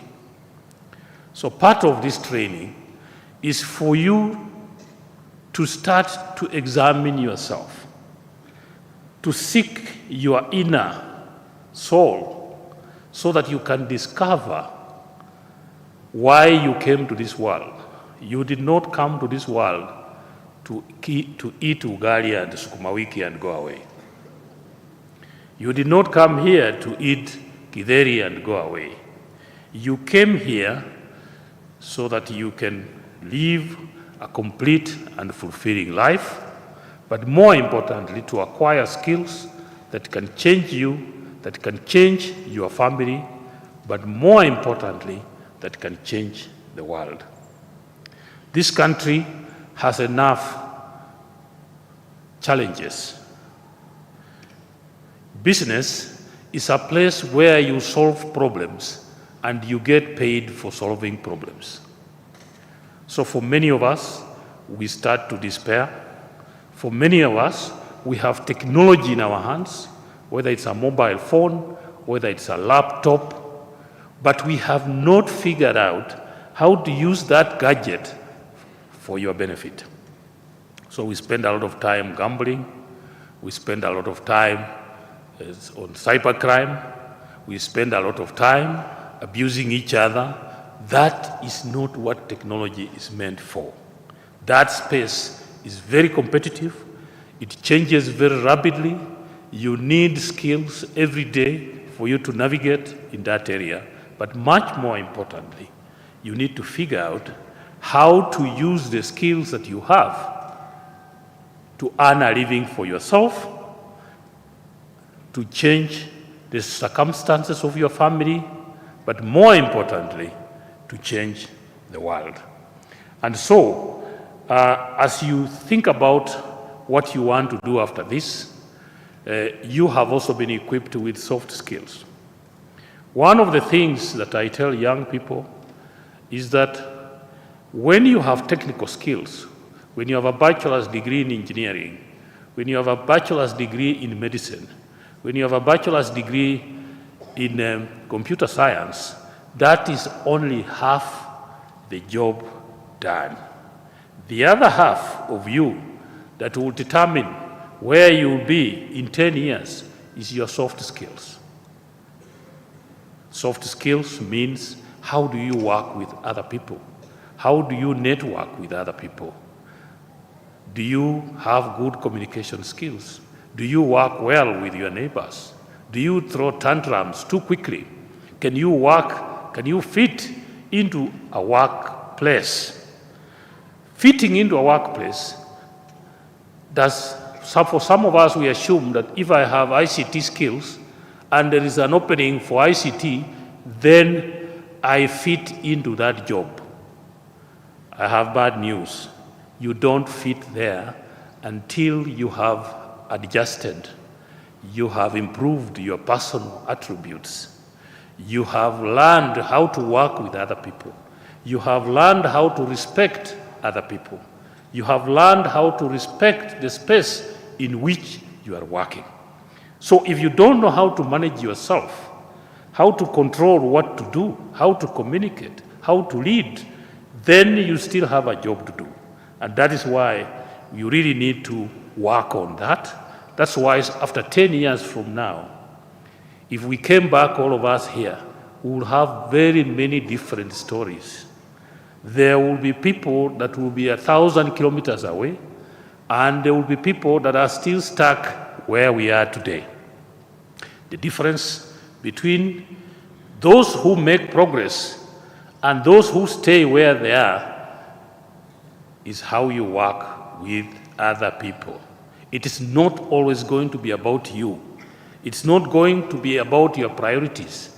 It is not going to be me, I, and myself, because this world is a shared resource. And because it's a shared resource, if you're a good doctor and you have a distinction in medicine, remember you have to work with the patient. If you don't understand what the patient needs, if you don't understand what the nurse needs, what the clinical officer can do, what the cleaner in your hospital is doing, you will not be effective as a doctor. And therefore, it is important that you reflect, you ask yourself, am I ready for the world?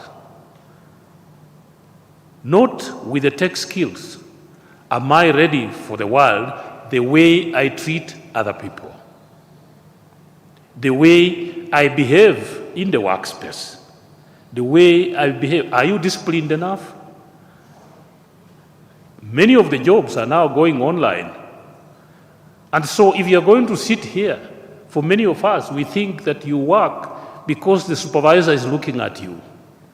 If you still belong to that class where you think after I give you a job, it becomes my responsibility to look over your shoulder, that you are spending valuable employer time on Facebook, on Instagram, that will answer the question. So between now and the next 10 years, we will see who makes progress depending on how you behave, how you progress. And I have always said, if you have the right technical skills and you have the right soft skills, the world is yours to take. If I use my own example, close to 30 years ago, I sat where you are sitting. I graduated with a bachelor's degree in veterinary medicine from the University of Nairobi. And we were about 50 of us in that class. Today, if you took the 50 that were in that class and asked, where are they today? We may not be in the same space.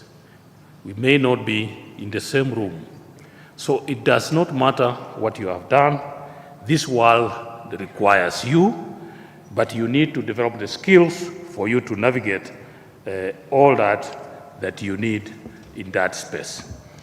And so as we graduate here, it is very, very important that this course becomes a good launching pad for you to go and make a difference.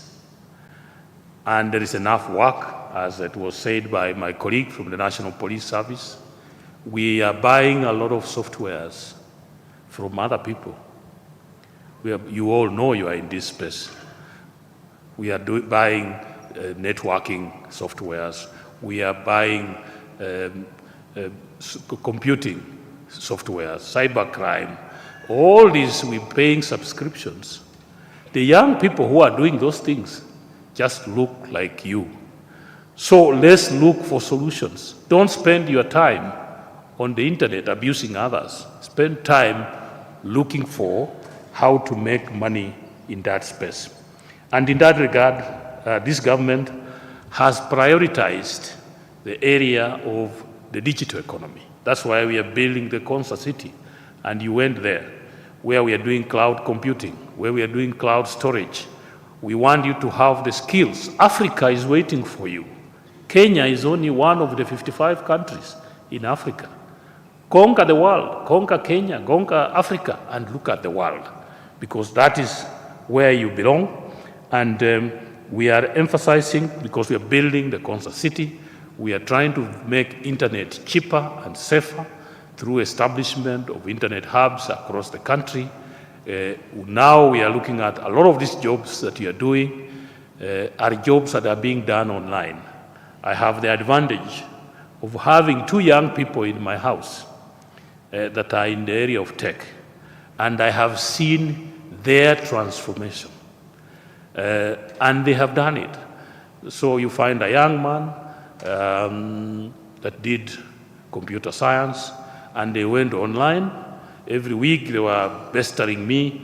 I'm doing this course on Udemy in cybersecurity, in coding, in Python. Initially I used to think Python was a snake. But I now learned what Python was. And through those small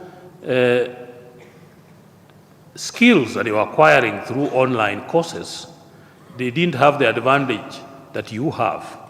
Today, they are very serious Kenyans. Young people, I can reveal to you, that are less than 30 years of age.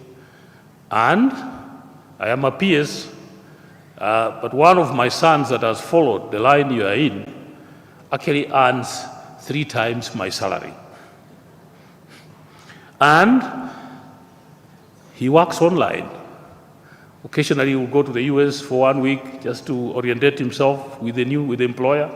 And so when people are sleeping, he's working because of the US time and the Kenya time. But I have seen him grow. Many of you will be saying, find me a job. There are very many jobs on that space. If you know what to do, they are even more paying than some of the things that we are doing. So what I would like to encourage you is continue to grow your skills. And those Udemy things I found, it cost 900 shillings, 1,000 shillings for 2 weeks, another 2,000 shillings. And I noticed that they bring you up to speed to where the rest of the world is. And when you are, and then of course getting certifications, you accumulate those certifications, and there is a lot of work for you to do. So mine, really, as we work, you know, this government has prioritized the digital space. Today we are talking about digital health, where all the doctors log in online to treat patients that must also be found in an online platform.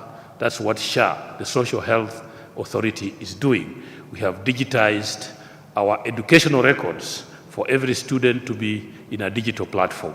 We have digitized our health record. Today, if I was a governor of a county, I will know how many patients this doctor in my hospital has looked at, which drugs he has prescribed, which lab tests he has prescribed. All that today is online. And I think that within the universal health area, we need within the affordable housing system, within the internet space, that you will be able to really find the space that you need for you to work. And so, to these graduating students, today is a testament to your resilience, to your discipline, and to your dedication. As you step out into the world, carry with you the confidence that you have what it takes to thrive in a rapidly evolving digital economy. Use your skills to lead and to innovate and to inspire others and not to harm society. Whether you choose employment, entrepreneurship, or further studies, always remember that you are pioneers of a new Kenya, that one that is industrial, that is tech-enabled, and globally competitive.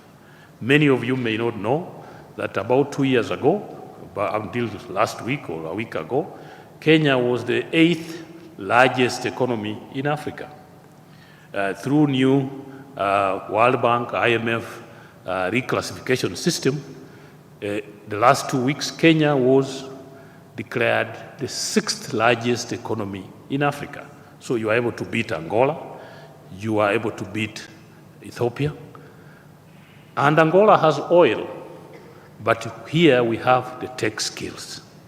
So the human resource of Kenya is very resilient, and I want you to jump into that swimming pool called Kenya with a clear mind, with a clear focus on how you can change yourself. Do not feel pity for yourself. As I said, you are brought here for a purpose. You have been equipped, you have the skills, you have the knowledge, you have the know-how. Please use that to change yourself. Think differently. Don't despair, because you can change this world. And that is exactly the statement that we are putting here. Because as I said 30 years ago, when I graduated with my bachelor's in veterinary medicine, when I left the university, the first thing I was told at the door was that there were no jobs for veterinarians.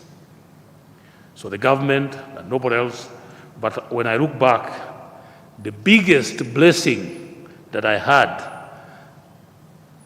was that statement saying there are no jobs for you, because it made me to ask myself, so these skills that I have, how do I make them? How do I use them to change my world?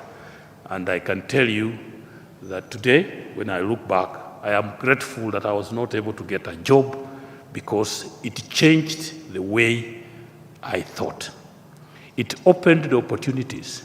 It gave me the possibilities that I needed to make a difference. And so we have in our hands a very, very special tool, the skills that you have. Think through the environment in which you work and create space, create a future that you want for yourself. So as I said, those 30 years of my life have been very, very eventful. They have changed the way I think. I have traveled a much longer rabbit route than what I have done, and I will be happy to share with you some of the work that we have done. So with those many, many, many remarks, I really want to take this special opportunity to congratulate you for this achievement, for being resilient, for being successful, and for completing this course. And as I've said, I have shared my 30 years of life in a book which is called Passion for Change. It's available online. I have a few hard copies. It's also available within local bookshops, Nuria Books and others.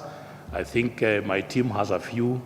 For all the students that spoke here, for representing each university, we will donate one copy of this book to them. And then each university will also get 3 copies for their library. But basically what this book says is, here is a young graduate, having finished university, being told there was no job, and I decided because there's no job, I will travel my journey. And 30 years down the line, that journey has taken me around the world. I have been to more than 100 different countries in the world. I have been to every continent. I have seen what it means to live. I have seen what other people can do. But much more importantly, I have used that knowledge and that information to change the lives of other people. And that's where we started.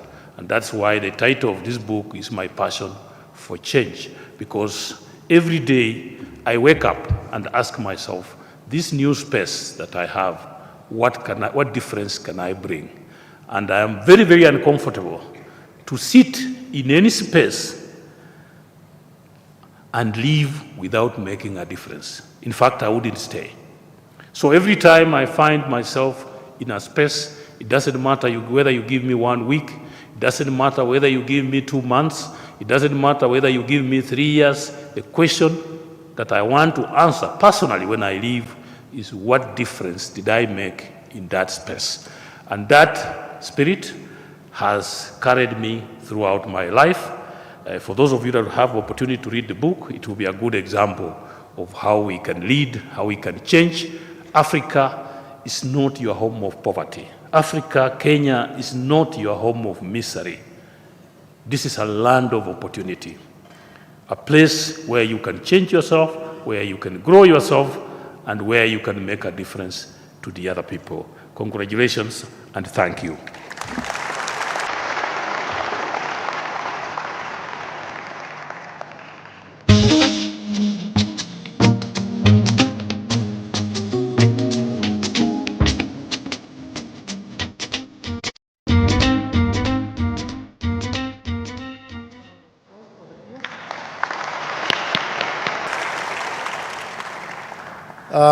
To our chief guest, thank you for the motivating, inspiring words to our youth.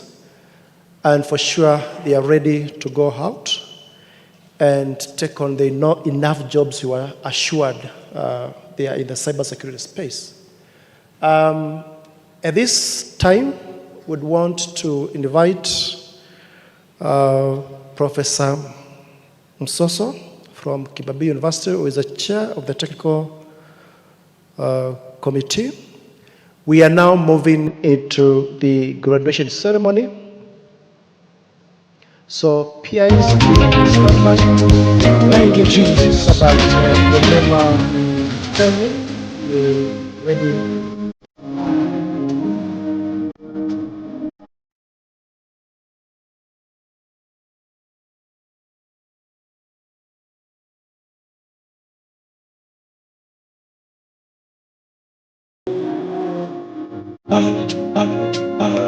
Chief guest, at this point, may I call upon principal investigators to present graduates and in the following order. Number 1, Dedan Kimathi, University of Technology. Number 2 will be Mamangina University College. Number 3, Jomo Kenyatta University of Agriculture and Technology. Number 4, Technical University of Mombasa. Number 5, Kibabii University. Number 6, Open University of Kenya. And number 7, Kenyatta University. Welcome, Dedan Kimathi.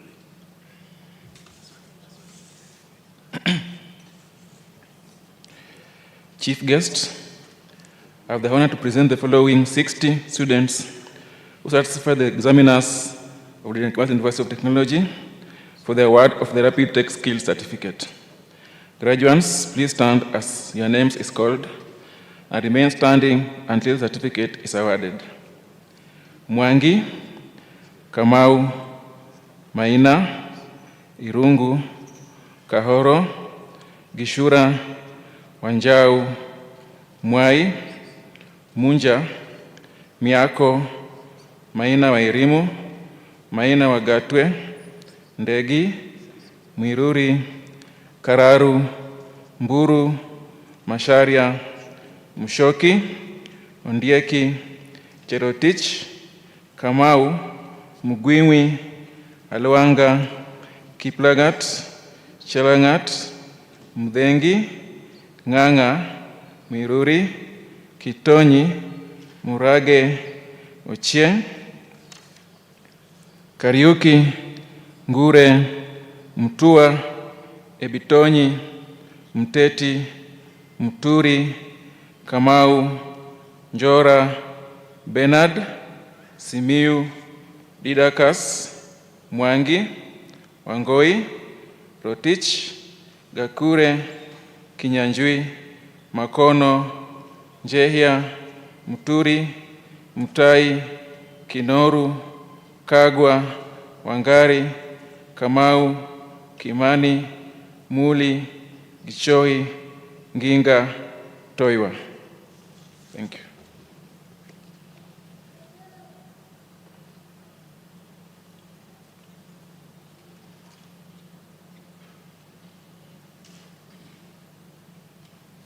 Mama Ngina University, Principal Investigator.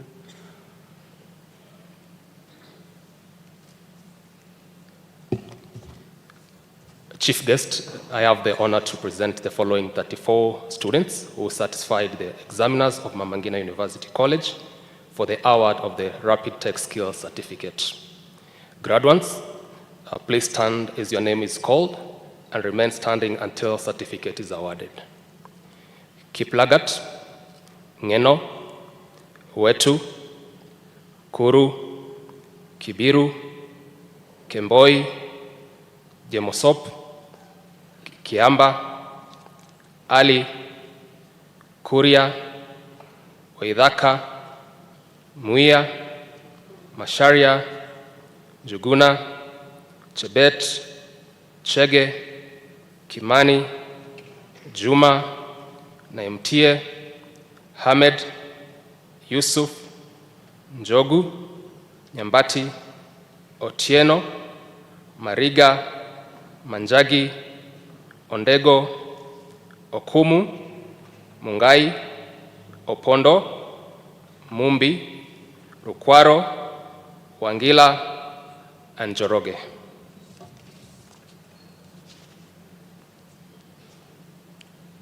Jomo Kenyatta University.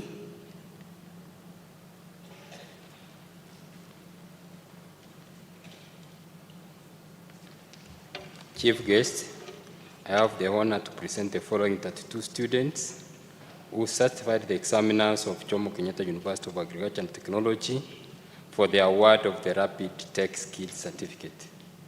Graduates, please stand up as your name is called and remain standing until the certificate is awarded. Onyango, Rono, Cherotich, Mashira, Ondiere, Momanyi, Kiptui, Nyabuti, Onyando, Uwingo, Okum, Shukri, Mulei, Limo, Simiyu, Sang, Cairo, Odhiambo, Lenshika, Seronei, Mwangi, Maina, Wekesa, Morangeri, Otieno, Onyango, Momanyi, Rotich, Ndewa, Mboya, Gitonga, Nyaga.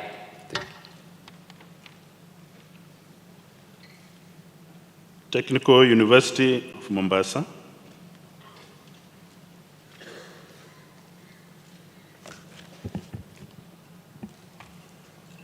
Chief guest, I have the honor to present the following 34 students who satisfied the examiners of Technical University of Mombasa for the award of the Rapid Tech Skills Certificate. Graduates, please stand as your name is called and remain standing until certificate is awarded. Mohammed, Keegan, Ochieng, Mjumbe, Masudi, Laikong, Omondi, Chepngeno, Juma, Tole, Olwangu, Banad, Obiri, Owiti, Atua, Jilo, Nabuire, Dzimwenga, Kinyosi, Sila, Mwakichi, Lesiali,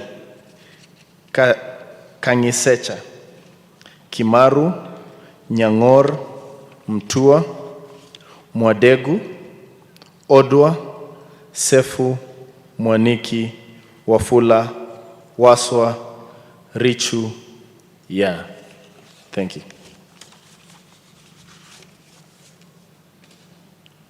Kibabii University.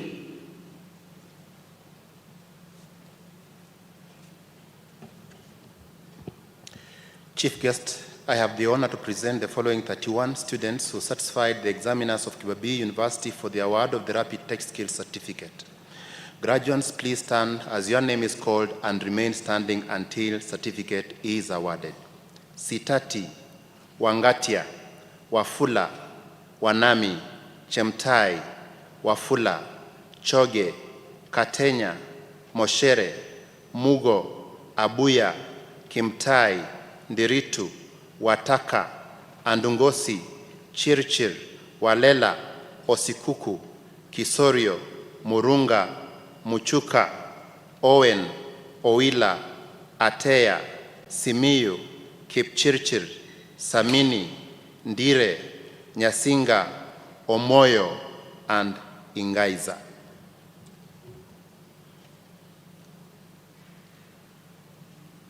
Open University of Kenya.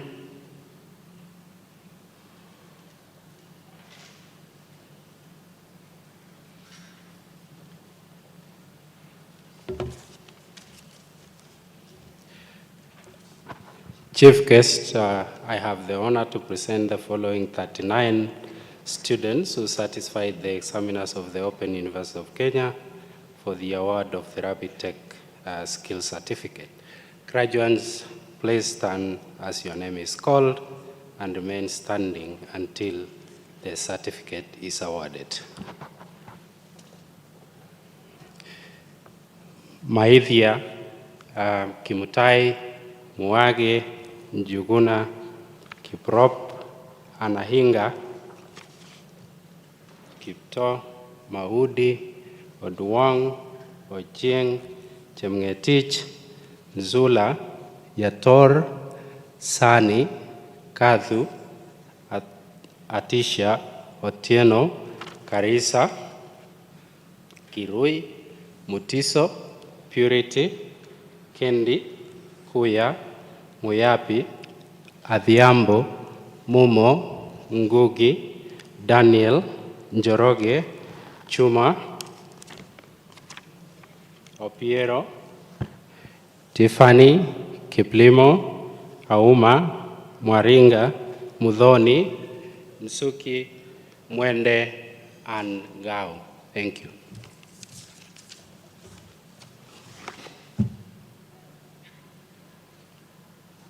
Kenyatta University.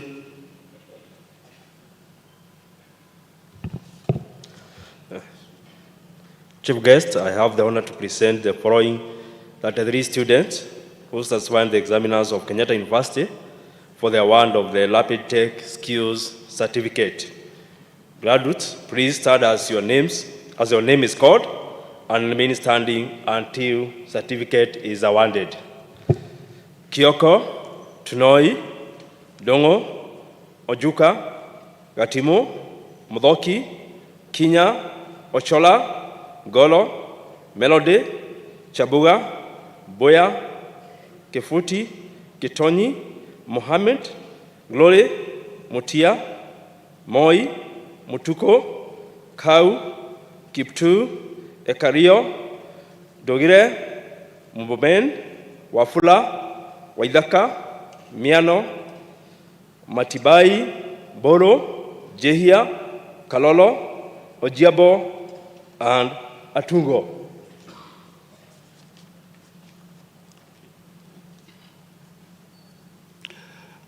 Now, may I invite the chief guest to the podium to award the certificates, and also request the World Bank representative to flank him.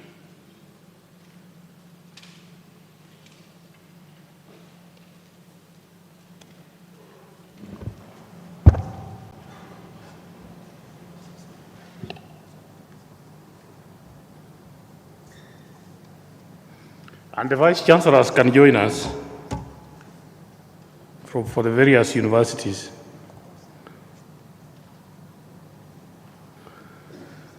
So we do this together.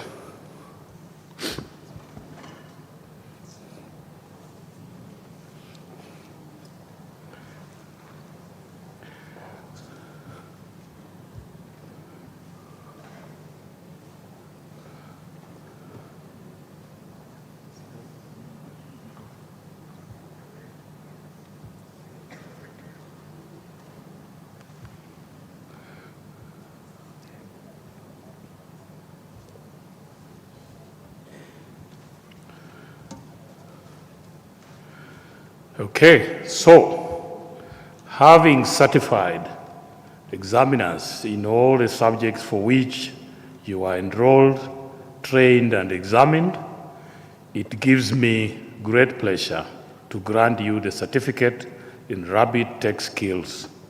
Congratulations.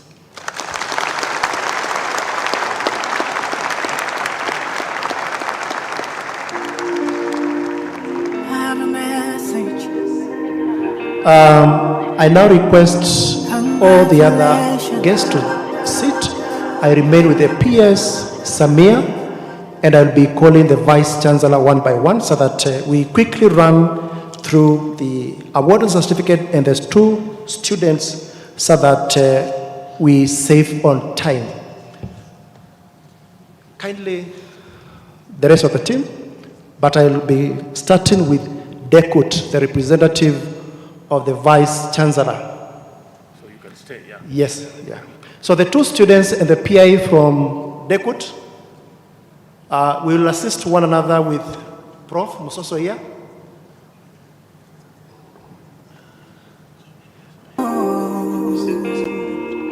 And the 2 students. I have a message for you.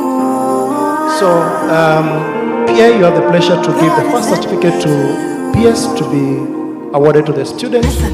Them say, them tell you say you can never be the one. But God say, make I tell you say now you in 1 month, in 1 week, you will sing a new song. In 2 days, lesser than you will hear. Congratulations, you're in the glory of God. Congratulations, He has done it for you, and you will come back with a new song to sing. God is good. Yes, you will come again with a new song of praise. God is good. Oh, congratulations.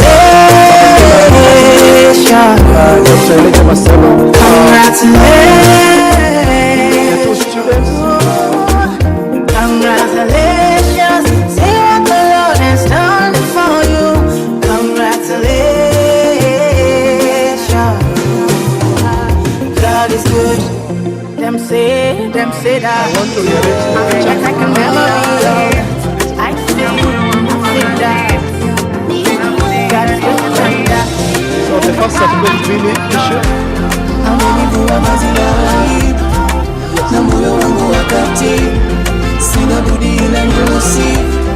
Congratulations again. Then the second student being awarded certificate by Vice Principal. Thank you. The next university, that is Jomo Kenyatta, Cohort, Clifford. The 2 students.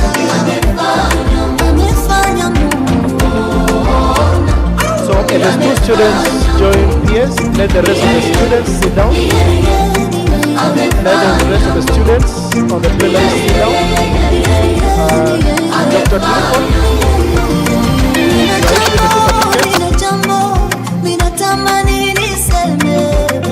Yes.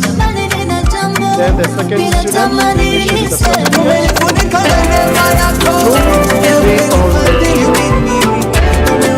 Congratulations to the students exit the podium.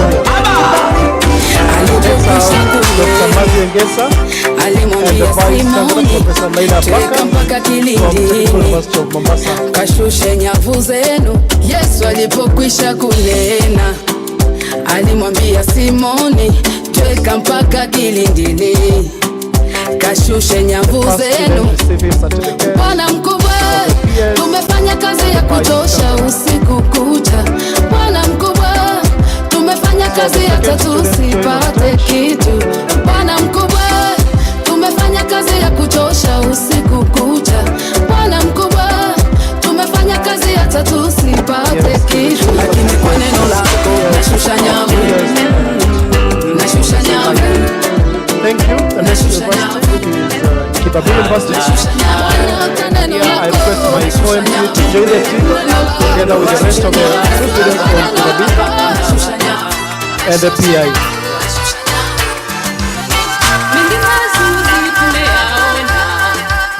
The first student to take the center stage to be issued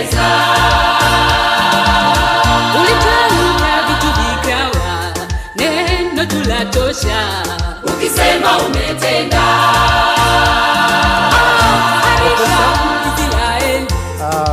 the first certificate issued to students by PS, witnessed by Vice Chancellor.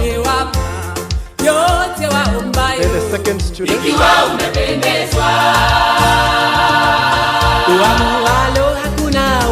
Congratulations once again to the team. Then we have Kenyatta University, the PI, and the two students from Kenyatta University.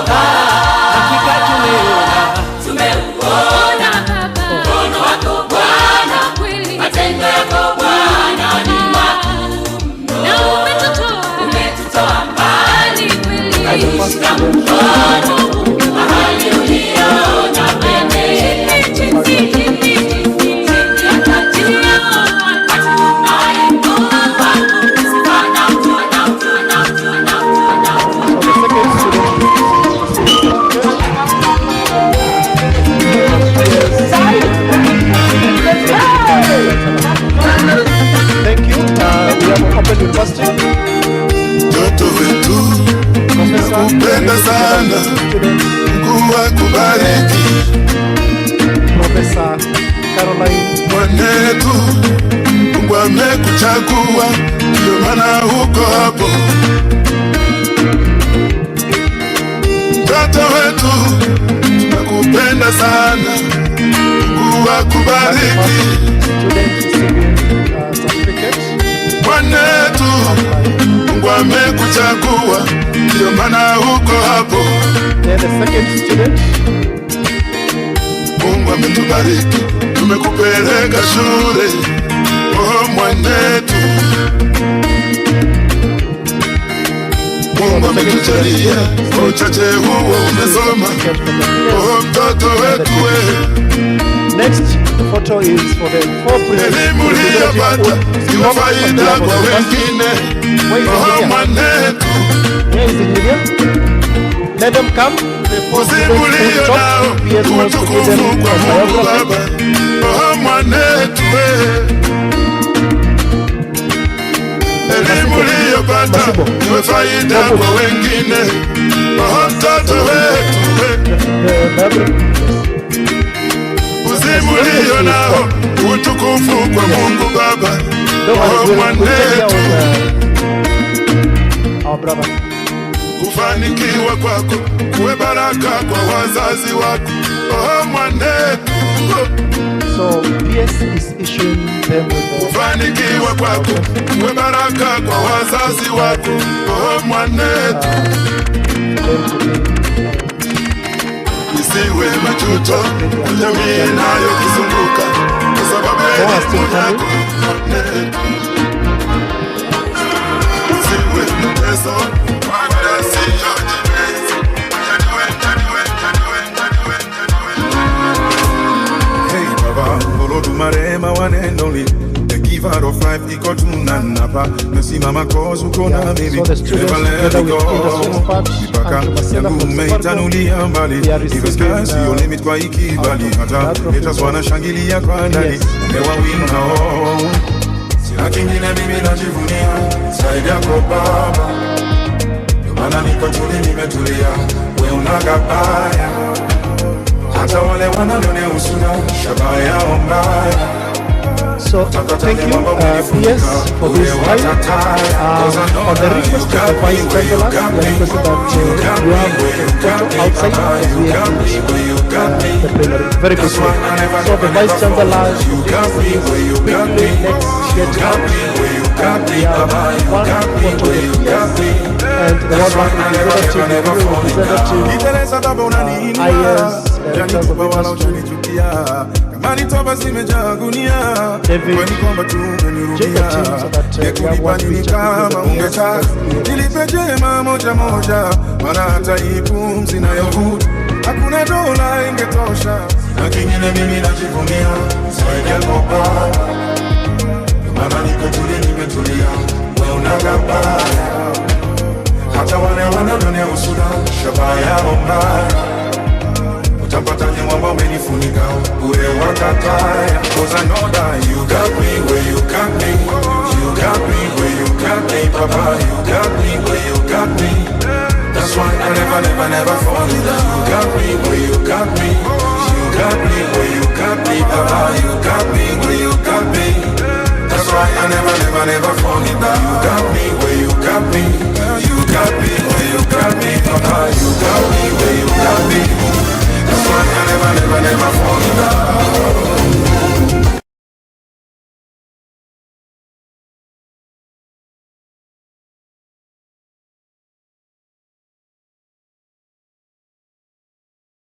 Chancellor and the chief guest take the photo. We will invite each and every university. We will start with Dekut, just the order we mentioned, or even as the certificates are being issued. So Dekut, Mama Ngina, JKUAT, TUM, right? Yes, I'm doing well. Then Kibabi, Open, and then we finalize with KU. Sawa? So we will call you in that order. In the meantime, DJ utatupatia music kidogo. Thank you.